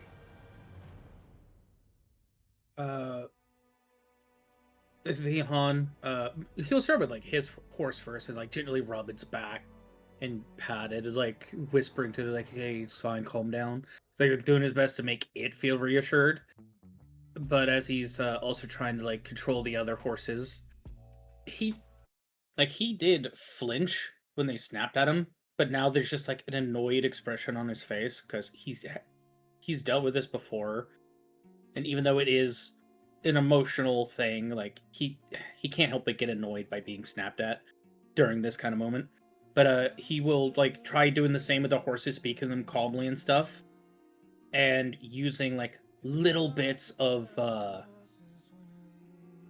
gonna say like folklore, or like even some like songs that I heard lyrics of, speaking in Bursi or Giant for this setting, and what's the other language called?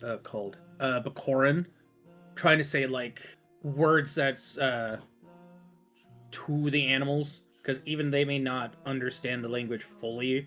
He knows some words have magic to them innately, because some creatures respond to certain words and certain like stuff to calm them down. So he's trying to use those earthly and mountainous like language dialects and such to calm them, even though there is a fiery crackle to his tone. And probably while speaking in Bercy, it more kind of feels like magma flow when he talks. As you speak, as you try to calm them down, to sing of legends and tales. Roll me an animal handling as well, and you have as Osamu joins in and also sings the same tales you speak, adding a melody to your. Kaori joins me, you said? Oh, Kari, sorry, my mistake.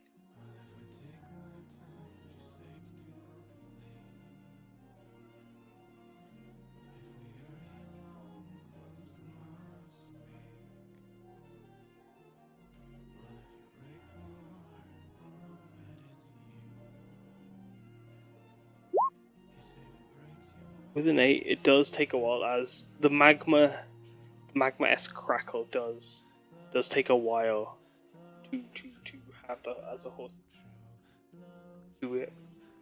As you do take a while, but the horses do come. You say Kariko was helping me, right? Yes, I did. Okay. Well, I corrected myself, but yes, it was Kariko. But if you want, I can turn my camera off if that's easy. It's alright. It's more internet than anything else. Yeah, it takes a while for your horses to calm down. As you trying to get the other horses to calm down, almost like one by one. It does take a bit of time, but eventually they do come together. But as they do so, this is where the siblings have all just separated. Tsukiko, instead of staying at the front, you watch as she kind of just mingles. The horses just kind of take around her as Osamu and Kariko continue to lead the horses forward. Well, now that the horses are under control, I can answer the what that was thrown at me. It sounds like there was some decision making that was having issues, and I do not wish to know what they are, but I would like to point out that right now, the decisions is simply getting the horses to their destination. And since I don't want to get into your personal affairs or anything, if it is regarding that, it is hurtful hearing to ignore it and continue with this. But as you can tell, your discourse is disrupting your kin. With this much between you three, there's going to be more issues than not.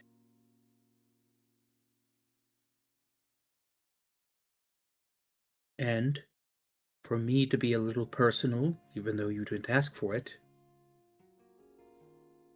if there is an obstruction to what you're all wanting to do, find a way to do it anyway. Happiness comes first. Just don't forsake your kin in doing so. They will understand.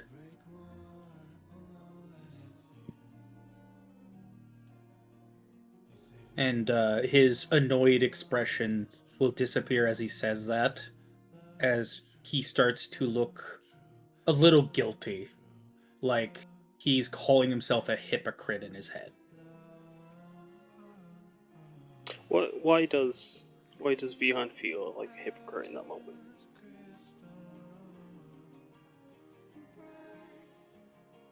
There were some moments in his life he kind of took advantage of, and for a time had abandoned family that honestly needed him during that time, and be it someone was hurting and no one else was there to help him, or if he wasn't so consumed into work, he could have been there for a very dramatic moment, like a severe injury, or even a wedding for one group of cousins.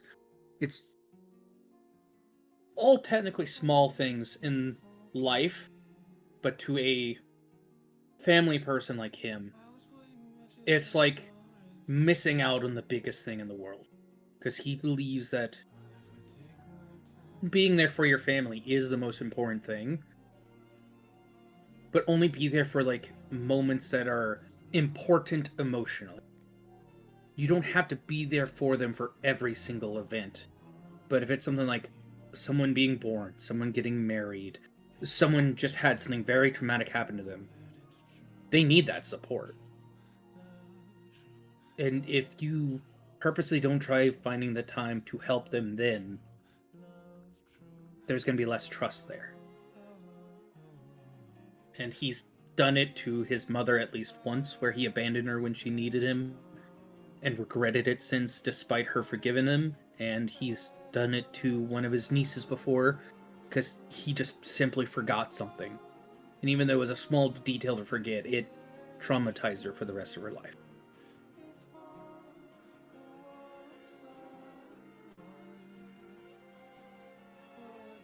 As she looks up and turns to you, Kariko you can see as tears have begun to stream down her eyes. They're silent. Doesn't she holds back any of the noise.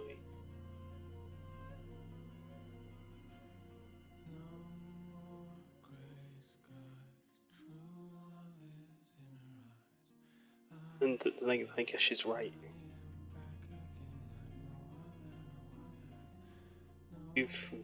This is our chance to do what we want. She just shakes her head. And, we have some horses to deliver.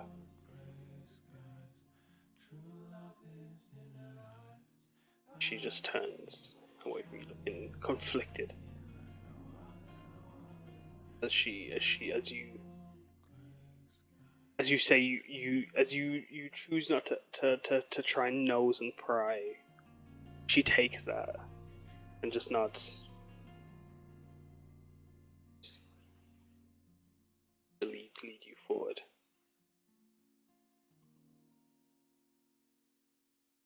She just reassures you that, like, I can. It'll be okay, and I can look after these horses, even if there's a lot of them. She's done this her whole life. She can manage 40 horses. As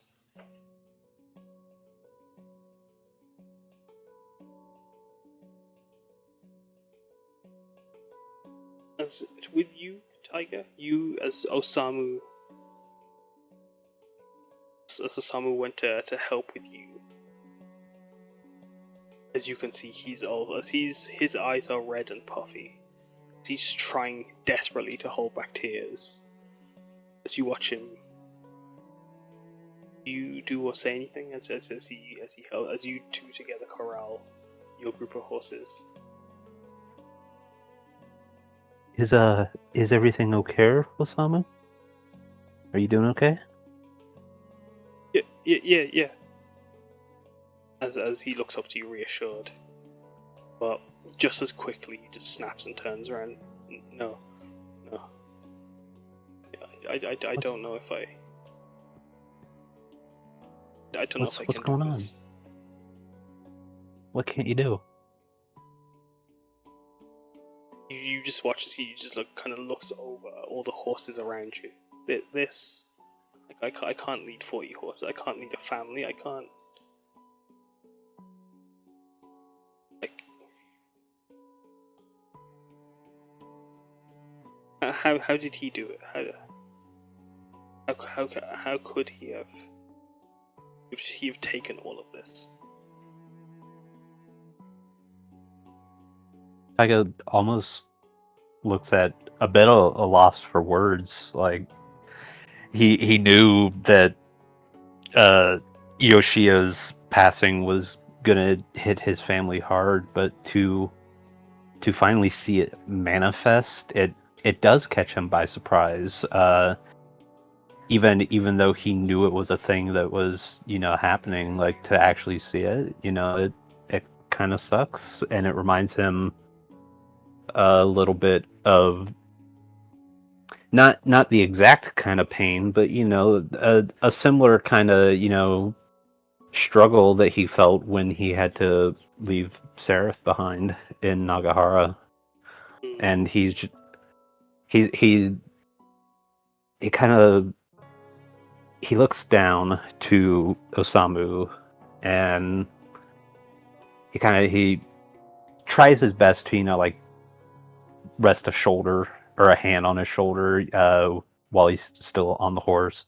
He's like, hey, nobody's asking you to carry a family or something. That shouldn't, for someone as young as you, that shouldn't be a responsibility you need to take the mantle of. I don't even know if I want to have a family. As he looks up to you, as he just like puts his hand up on you.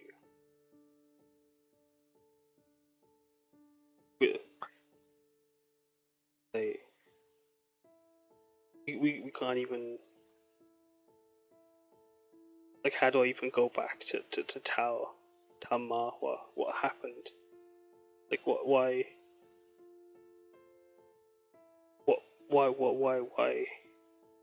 what is the life of a hero if it means you die before you can see the world you save? If you can't even take your ashes, your remains home, and say everything that, and say it with your chest held up high. Like, why did we deserve? Why did we come here? Why did we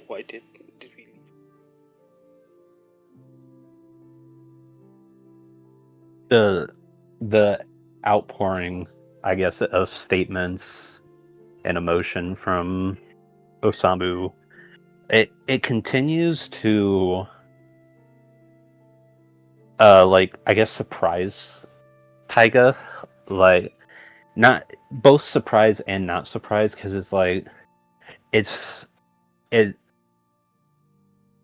more so seeing someone so young and still full of life ahead of him having to wrangle with such line of thinking is really painful in itself. And he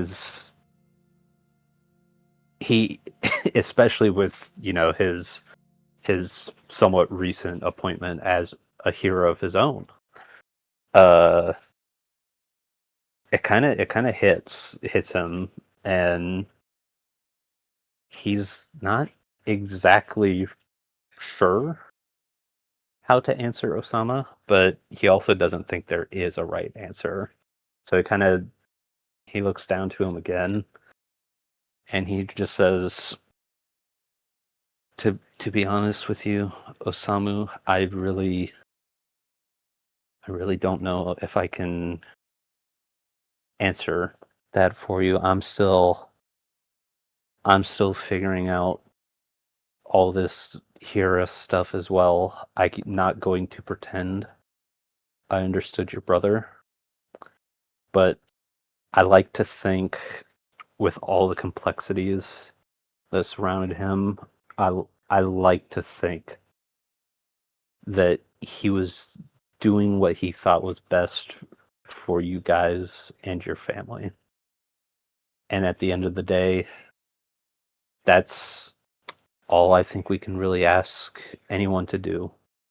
So if not carrying on and having a family is something you think is best for you at this time, then maybe that's what you need to do, but I wish I had more answers for you, Samu, but I really don't know if I do. I'm still, just like you, I'm still figuring out things of my own.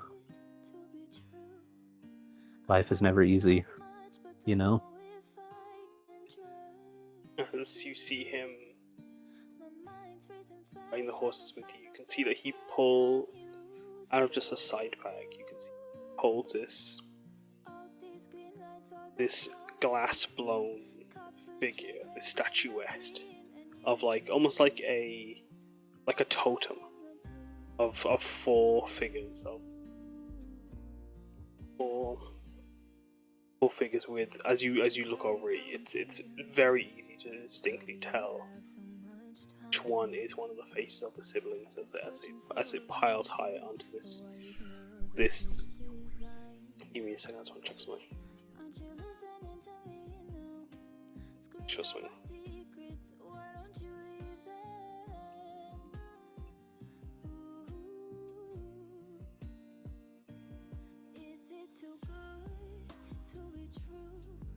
As I made this ikupasi when on the night that he left. He told me I don't need to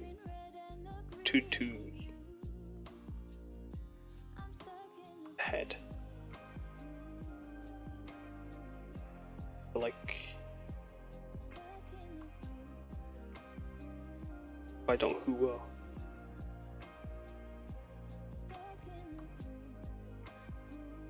But he's cast such a large shadow.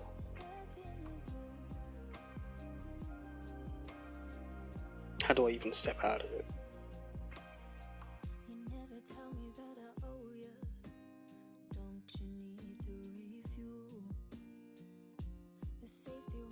I wish I had the solution for you, Osamu. I really do. It's never easy when you're living in I guess you could say, a preconceived notion of what you should be. It's never easy breaking out of that mold. But if my experiences over the last couple of years living in Nagahara, and then my last few months here living at Tajima has shown me anything, is that it's never impossible to break out of a mold or break out of a shadow that you might feel is impossible to escape.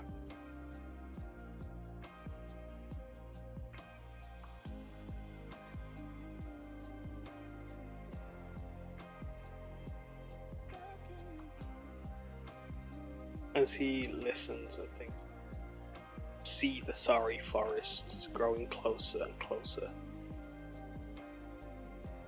You see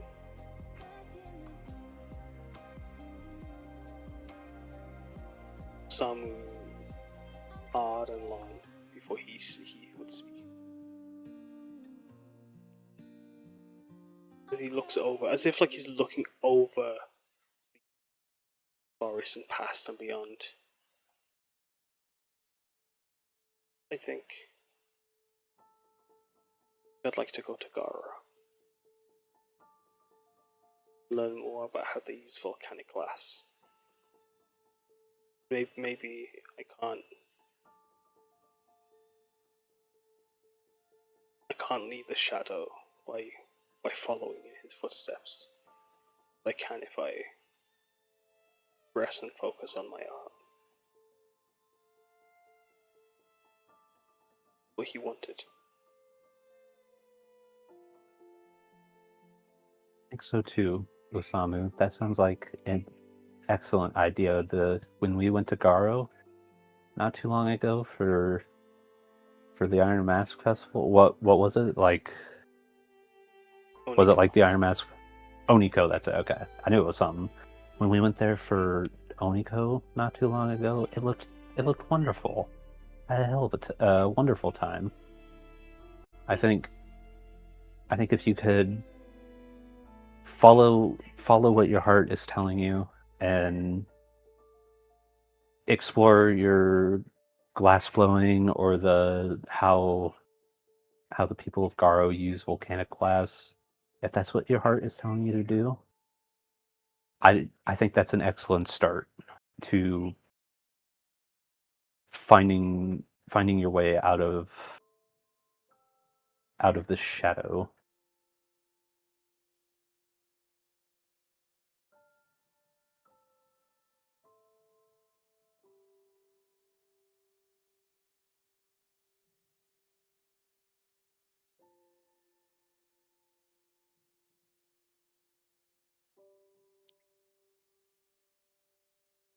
As you watch more flowers around you crystallize, as the magic surges, as you watch even the horses as they start to move and meander, but this time instead of breaking, they just take in the wildflowers, and some of them grow low to move amongst the flowers. You notice as in their wake, not a single petal has been trampled, not a single flower had been harmed along the road as the horses decided to take, as you would move amongst the fields instead of following the road. And as you moved, as Tsukiko would move further and further behind, as she would watch, or she would see the horse you sat atop, Sayaka. That horse stops to place its head atop Tsukiko. And you can just hear her bawling underneath it. As she just goes lower and lower, with the horse following her. Goes lower and lower as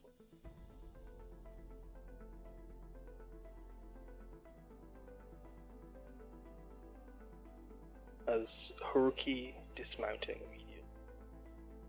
Do you say anything, Sayaka?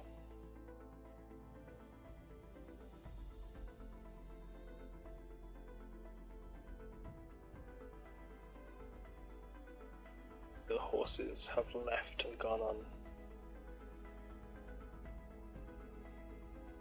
As the others continue, the horse in the back that held you, Wag and Haruki, as he hops off, goes low into the flowers as well. Tsukiko almost consumed by them. As her head peeks out, the horse's head just atop hers. Haruki goes beside her.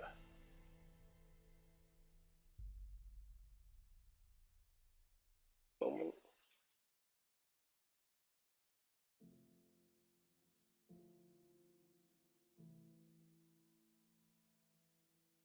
She's just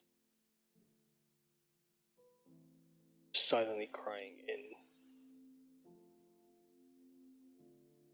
as as the horse comforts her. Haruki asks her, "What's wrong?"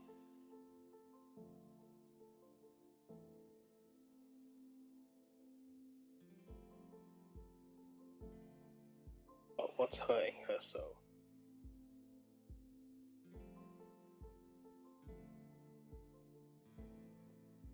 Sorry, was that for me? Yeah, that was for you. Do you join her?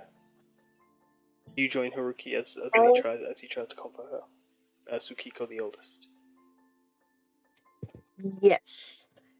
She will try in all her wolfy glory.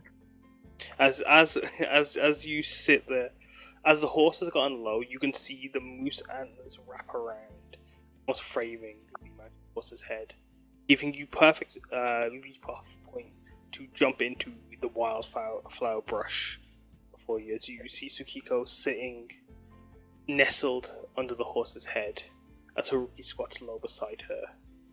She has one hand on her shoulder, the other in front of her to offer it if she wants to hold. As you just see her bawling and crying as Haruki asks her, what's hurting her so much? Do you say anything or do anything? She will scurry like in the flowers. I and she'll say, "How can you be sad when you're surrounded by? Are these the flowers that like crystallize? Yes, some of them are crystallizing around you as you speak. How can you be sad when you are surrounded by so many shiny things?"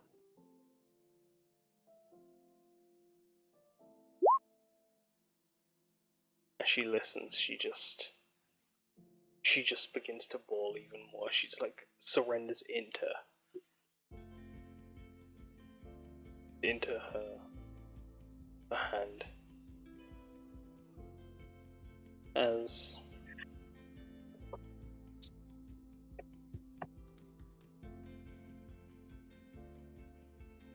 she just says she can't do this anymore. It's too much. What's too much? This, as she looks up, as you can see, the horses having left.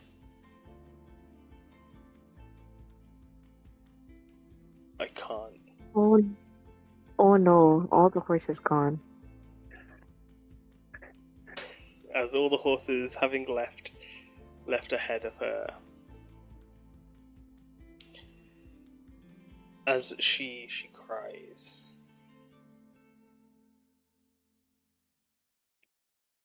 She as she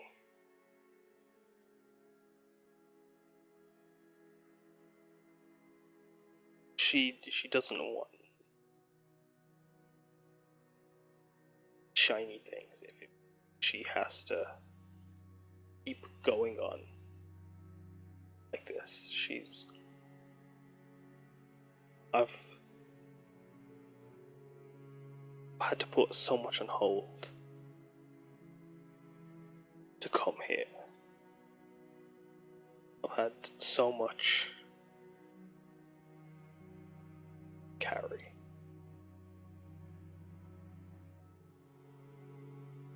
I'm tired.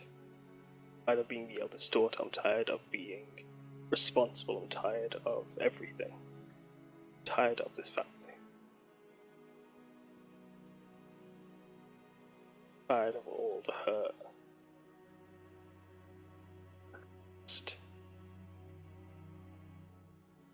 I just want to be happy. I want my time.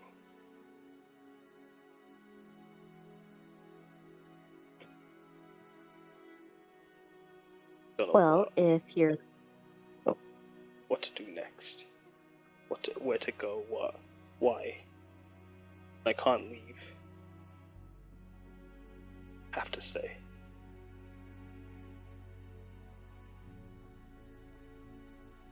Well, if you're tired, and she's like, she goes up to her and she just kind of like gently pushes her in the motion of like, lay down. If you're tired, lay down inside of these shiny flowers. And you just rest a little bit. They calcify. She does. As the horse as the mountain horse behind her pulls away and just kind of turns itself to let her lay into her. Haruki joins you and also goes to lay beside you both. As Mwag lays beside you, Sayaka, as he puts his hands and just looks up at the stars. Tsukiko, she's kind of almost in like a fetal position, as she's like leaning plus. Haruki lays on his side. See, your body, when you're tired, your body just needs to rest.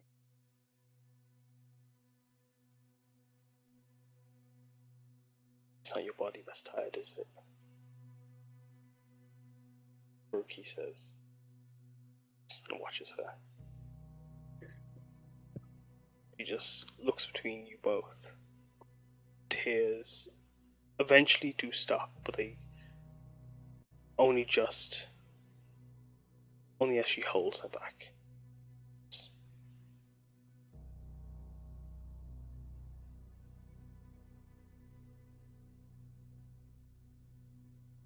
The hurt you're feeling, everything that's happened, it'll get easier. Promise. But that doesn't stop you from having to worry or think about it now, does it? She nods.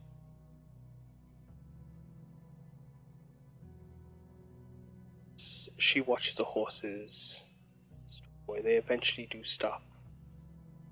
As Vihaan, realizing that so do the others, they stop and they look around to begin to turn, and also will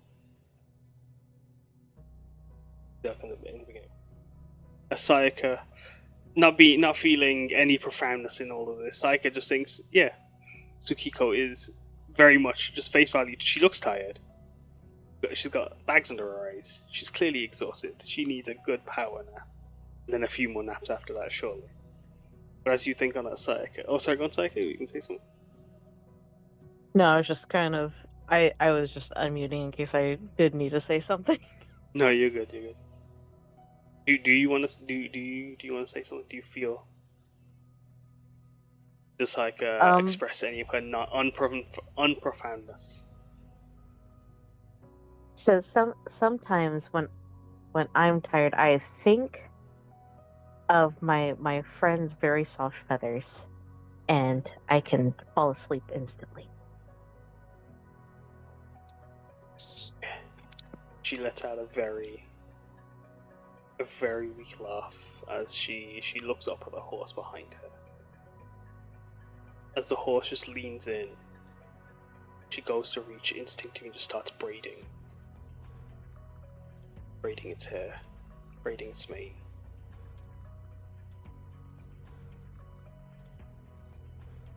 See, isn't your friend soft too?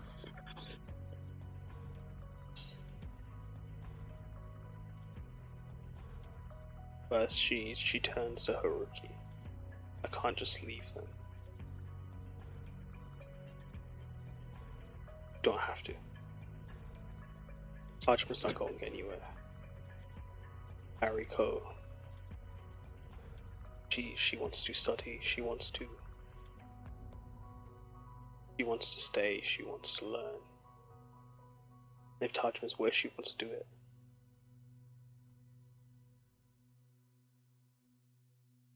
And these horses, they'll be safe. We don't have space now, but I can make. We have many builders. We have many fields that they can roam in, a want for nothing. And I know you might feel stuck. You want to sell them, you want to them so that you're free, you have no burdens left.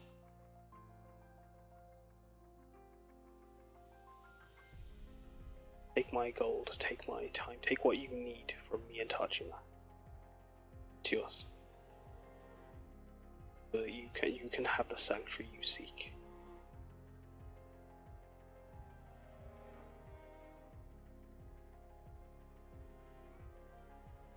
Tsukiko looks up, her eyes holding back those tears that she's trying to keep those tears back.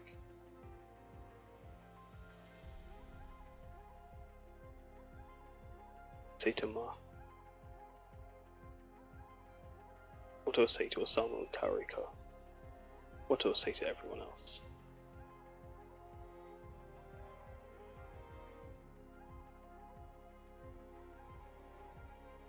Haruki goes to sit up and crosses his legs. I'm unsure, I don't. That's... Rachel will have to find you. Same. You don't want responsibilities, you don't want to carry this burden anymore. But to let go of it, you have to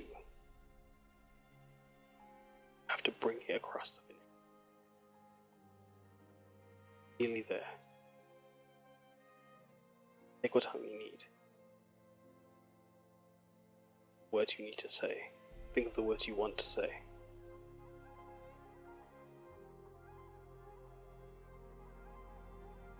And when you think of them, when you're ready, you can choose if they can still be a part of this life of yours. Burdenless, but still family. Or free. And choose who your family are going forward.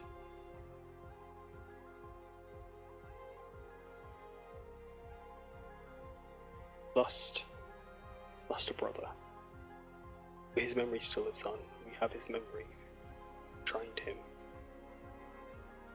He won't be forgotten for the deeds he's done for us. So be remembered as a hero to those that remembered that which is provided. If your mother seeks assurance on his good, provide it. And as for you, brother and your sister, you've done much for us as well.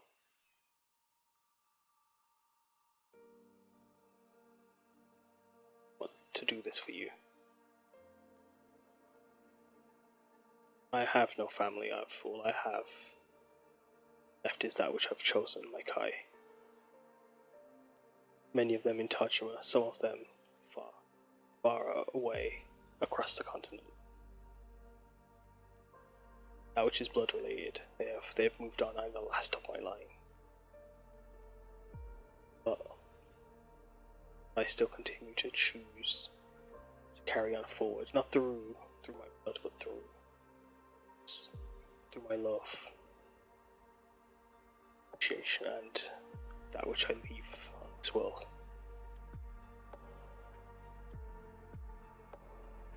If you want to leave your family behind, do it however you wish. That doesn't mean it needs to be forever, permanent, or in any way you want or don't want. Live the life you want, go explore. Take the gold you need. Be burdenless, be free. Know that your family are safe where you've left them. And you can always come back to them should you. As long as you choose to keep them as family.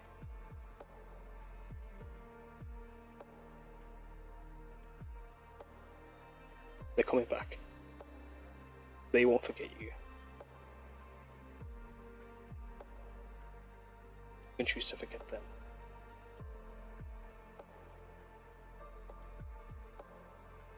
From Tsukiko. We're nearly at Tajima. Will you have that life, burden free?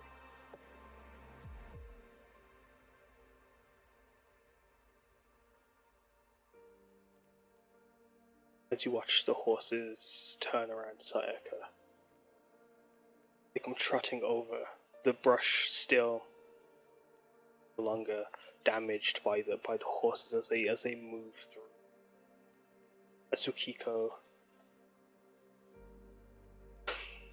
Tsukiko and Osamu come rushing in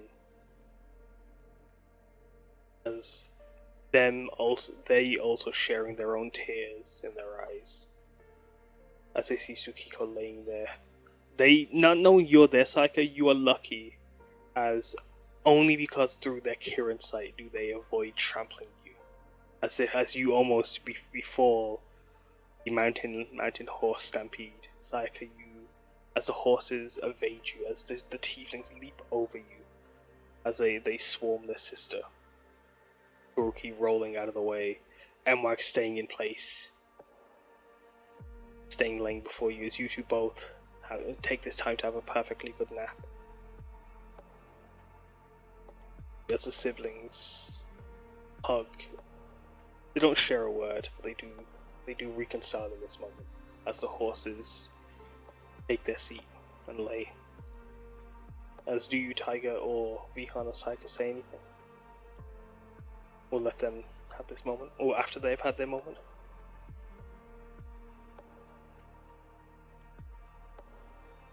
Now, wasn't that a good nap? Oh yeah. Boy. I feel like I could go another 3 more hours napping. Maybe we could nap on the horse. We're small enough. Junior, come on, Vessel. Follow me. As Mike's gonna try and sneak and hide on the back of the horse that the siblings are all hugging beneath. As do you want to roll a stealth check, Sayaka, to try and hide underneath it? If anyone wants to see them, they'll have to roll a perception check that beats their group DC.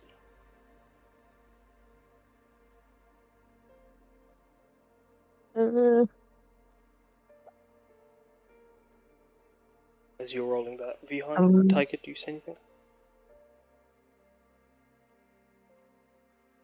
I'm rolling dexterity. Oh, sorry. Oh. No, you're That's good. right. You go first. I'm rolling dexterity like MWAG, right? You rolled stealth. It's a +1, so it could just be dexterity. Yeah. Emwag doesn't have a stealth bonus, so he just gets his flat dexterity. If anything, he has disadvantage. He's a cowboy. He doesn't need stealth. Exactly. Takes what he wants. Bang bang. Oh, nice. But no, did you say anything, Taiga, sorry? As you Right now. Hmm? Right now, probably not. He's still just trying to kind of recompose himself a little bit after the heart to heart he had with Osamu. You say anything, Vihaan?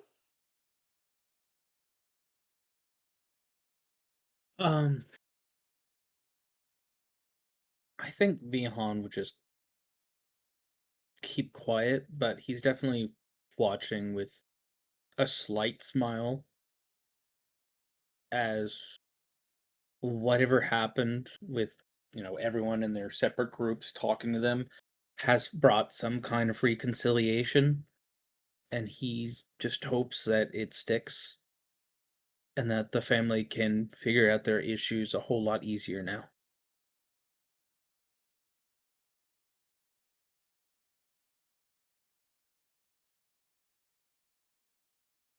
As watch them, they don't say anything. They don't speak or think on anything, but they do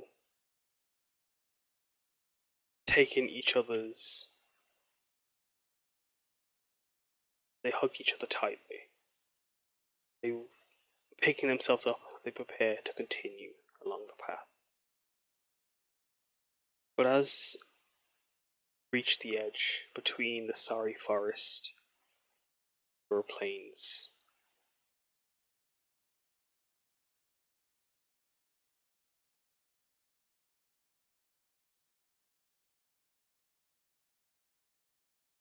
the horses all stop. They do not cross the threshold of the forest.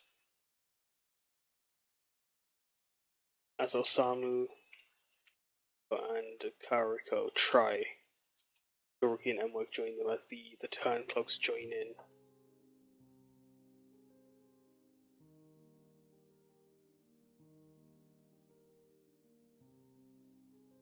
Thus they watch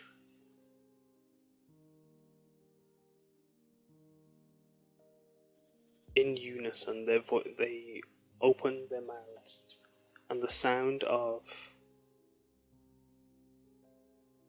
of tumbling stone, of waters falling from above, from well springs deep within, streams that brush and feed the grass and streams and rivers and bushes that flowed beneath, of pebbles swimming, washing ashore. Watch as the horses swirling with the wild magic of the Minagura. Watch as they shift and turn into pure light. Their forms reveal scales amongst their manes. Their legs split to reveal eight legs, as their heads growing taller, even larger than the mountain forms that they were, as their silhouettes, as they reveal themselves, their horns growing grander, more moose-like, like that of twisted trees, the trees, the branches of Kabetsumai, as they form those branches, their manes growing wild, as these Kirin reveal themselves, as the horses ascend and reveal form. They speak in unison.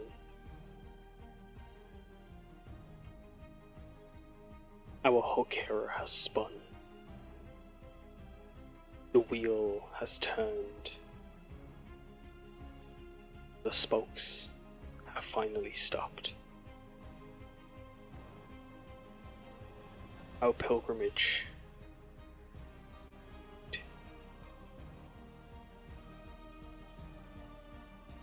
our time on this mortal world has ended.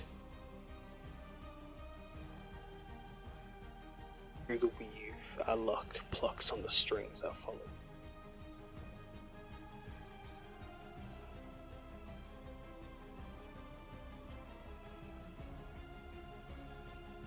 Shion is with you, Gushikan.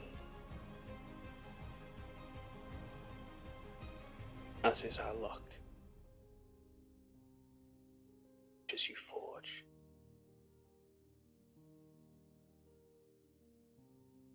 Stories you will blow. The history you will make.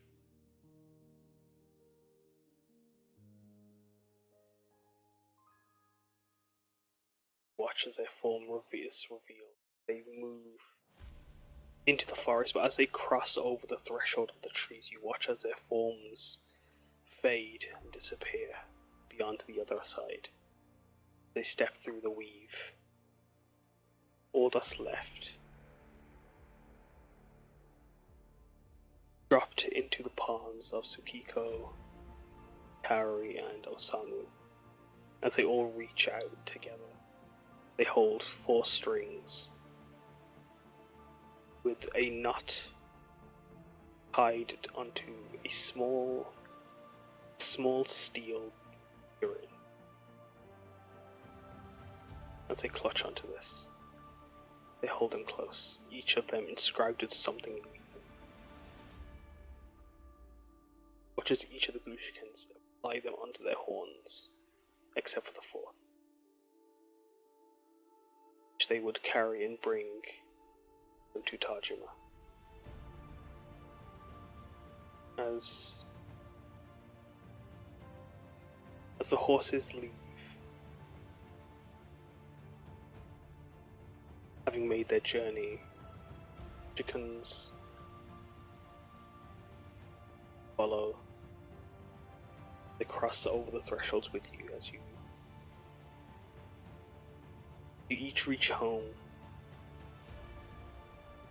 As you see what you saw, as you think back on those final moments,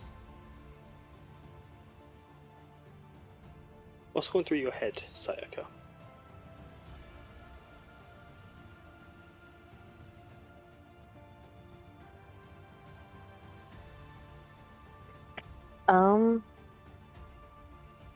To be honest, not much. You saw a She shiny is horse. just happy that she was. Yeah, she was just happy she was able to help, and she was happy that she was able to ride a horse and take a good nap inside of some shiny flowers.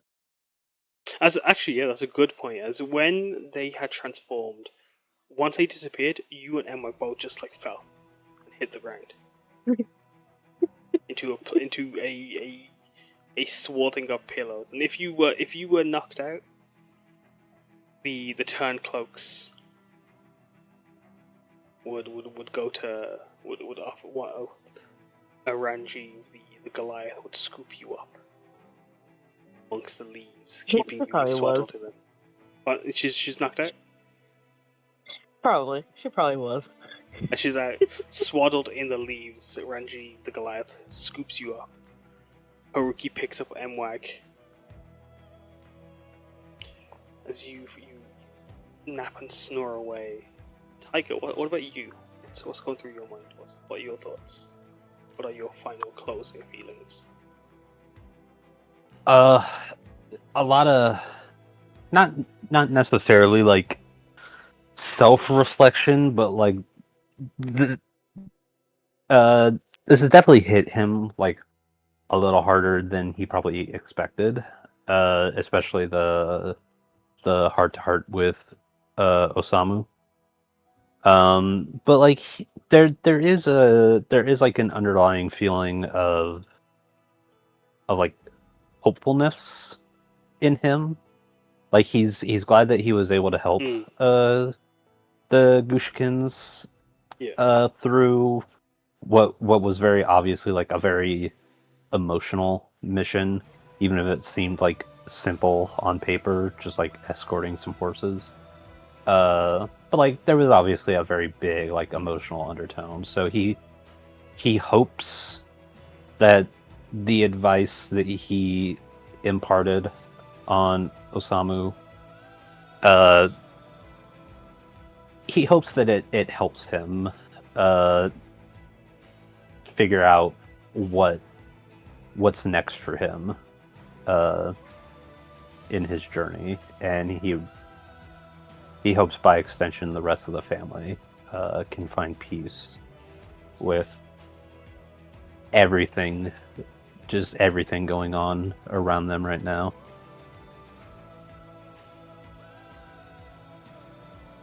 What about you, Vihaan?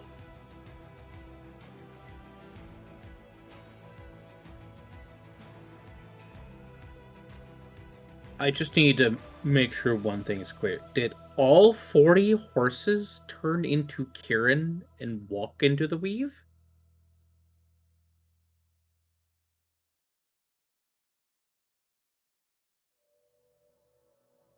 Okay, Discord cut you out because I saw you say something but nothing came through. Yes, all 40 of them did. Okay. Vihaan, like there's a hopefulness that the family would, get better, as I stated before, but seeing all 40 horses just turn into Kirin, he's kind of more like enamored by that. Oh, they're all Kirin. Wait, I just wrote a Kirin. Oh, this is too much for my brain to take. And he's like semi-crying, like seeing this huge, beautiful scene, but also just shell-shocked and just doesn't know what to do. Because that was a lot of Kirin. And he might have like muttered something in like a Sarhagan, like a blessing of some sort, like a scripture related to Kirin, just instinctively, because like he wouldn't know what else to do. Yeah, there are many surahs about Kirin.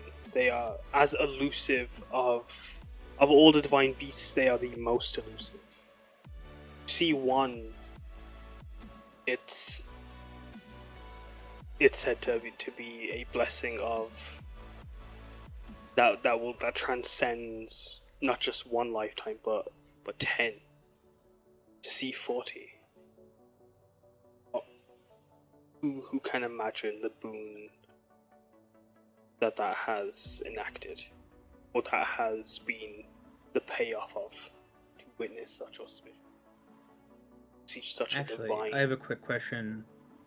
Which language would be more appropriate to say, like, the prayer / scripture that he would just mutter instinctively? Would it be Soragan or Weaven? Because he knows. Soragan would be Dragon. Weaven, although Weaven is the Kirin language, it would be Ancient Shian is the most apt usually for as most ancient scripture as they are the divine beasts of Shian, and they're the language they would have spoke, and the scriptures would be. Alright, he knows Ancient Shian too, so he'd say it in that then. Yeah, even those of you that might not know, as you hear Vihaan's prayers and Vihaan's reciting of the sutras, as the turncloaks recite them as well, as the Gushikans recite them with you. As they actually no, the Gushikans don't. The Gushikans are, if anything, stunned as they look down at these charms presented before them, these talismans. Tears streaming in their eyes, Haruki reciting the prayer. As you recount them, anything that you think on or reflect on.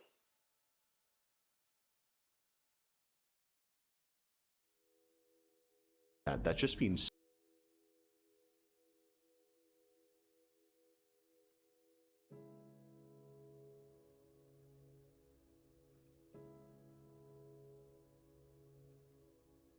Okay.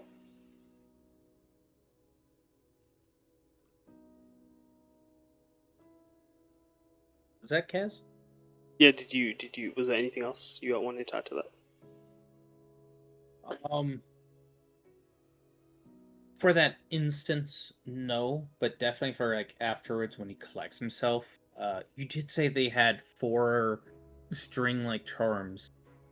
He would try reading the 4th one, but he wouldn't like go up and do it. He would try to do it from a distance because clearly it's not for him, but curiosity and all that. Roll investigation.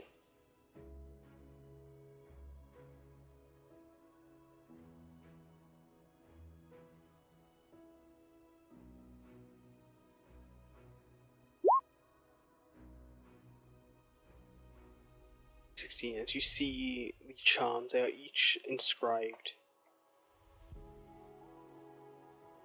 The first, may this forever bring you luck, Hariko. As the second recites the same before Sun. Third for Tsukiko. Fourth. As you see, just marked.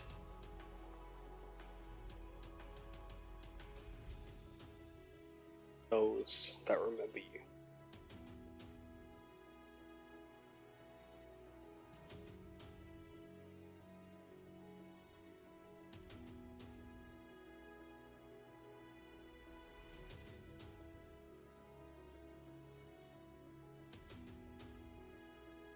Could you type that last one for me so I can save that and put it somewhere?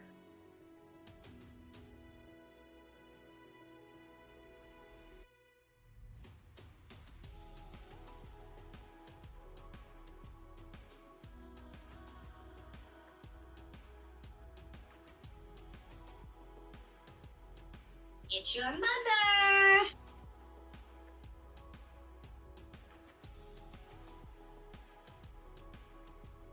Yeah, as you see those, look to those charms, you find yourselves returning to Tajima. As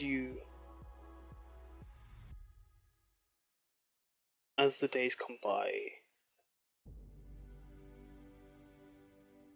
would find yourselves seeing Kari, Tsukiko, and Osamu not just speaking more with one another and being more present, but actually coming to each of you, reaching out to many of the Tajimians around them, thanking them for their time, for their help, for your words and your wisdom, and even just your company. when they needed you, as you helped them decide on what life is now. As without Yoshio, as they remember their older brother, how they wouldn't be here if not for him, if not for the actions for the decisions, for the choices that he made. And although it wasn't something that might have been what they wanted initially, they wouldn't have witnessed and experienced the life they've come to live, to find themselves make the choices they've made. And as they remember their brother, they place that final charm shrine in the shrine blossom tree. They make their one final prayer. 3 of them would head off together to Garo by the sea, from their departments. As aboard the Fishfingers, Garo to Garo, helmed by the Captain Sea Legs with his dual eye patches, Osamu would go on, find himself working in the glass gardens of Garo, learning and apprenticing amongst pyromancers and glass blowers, to learn to both geomance and pyromance, but also to weave and make grand sculptures of glass, and one day maybe even glass armor that is impenetrable and as strong as forged magic. Tsukiko, she would, from Garo, she would sail to far Hrothgar, as from there she would start to recite and learn of the histories of the world, noting down her scriptures and returning them to letters to siblings who she chose never to cut out, even her mother. After the initial backlash, the initial struggle of losing family, of the heartache, there is the revelation that in loss, life, you learn how fragile life is. In choosing to move on, find her own path, she would choose her family, and to choose her family, she chose that which was her blood. But this time, out of choice, their bond only grows stronger. Since she isn't forced to take on responsibility, she has Shien's will, do as she pleases. As she recites the histories of the world, she recites the histories of her family, and would go on chronicle tale of the Kirin, the tale of Kabatsume, and would go on to using her history and her time with her brother and her siblings, form the memoirs and a tale woven from the adventures that he went on to honor his memory. And although it may not be completely factual, those of Tajima that would one day read it, remembering the tales and the adventures that they share, might still look back fondly at the life, the luck that was brought by Yoshio Gushiken. And lastly, Ariko, who returning from Tajima, or returning from Garo to Tajima, she would go on to apprentice amongst the Origami Corps, and as the Origami Corps did as they would, their folds moving and travelling across Australia to provide their help and assistance where they could, Ariko would eventually have to leave Tajima, as the Origami Corps were finished with their aid, as Tajima would go on from being the outpost that it was and eventually form into a grand city. And under the lordship of Haruki, their trust in him, their hope, and his lack of aid, they would move, and with them they would take Kaoru. She would go on to aid and build and help across the world, and in honor of her brother, in honor of her family, she would bring her luck and her guidance and share with them some of the magic she had learned and made. She would wield her newly forged and folded gauntlets. And as their lives move on within the blossom tree, as the vines grow, as the tree grows taller, even rivaling the Reishibu as it cuts over the sky, as the shrine fills with more and more honors, more and more photos, more and more iconography of those that have come and gone, here in Lucky Charm stays. But as time has gone on, as others' bells and shines have tarnished, this has stayed polished and shining, its light reflected as it catches the suns, as it catches the moons, and as it shines its light upon those come into the shrine blossom tree. Their hands together and remember those who have gone and come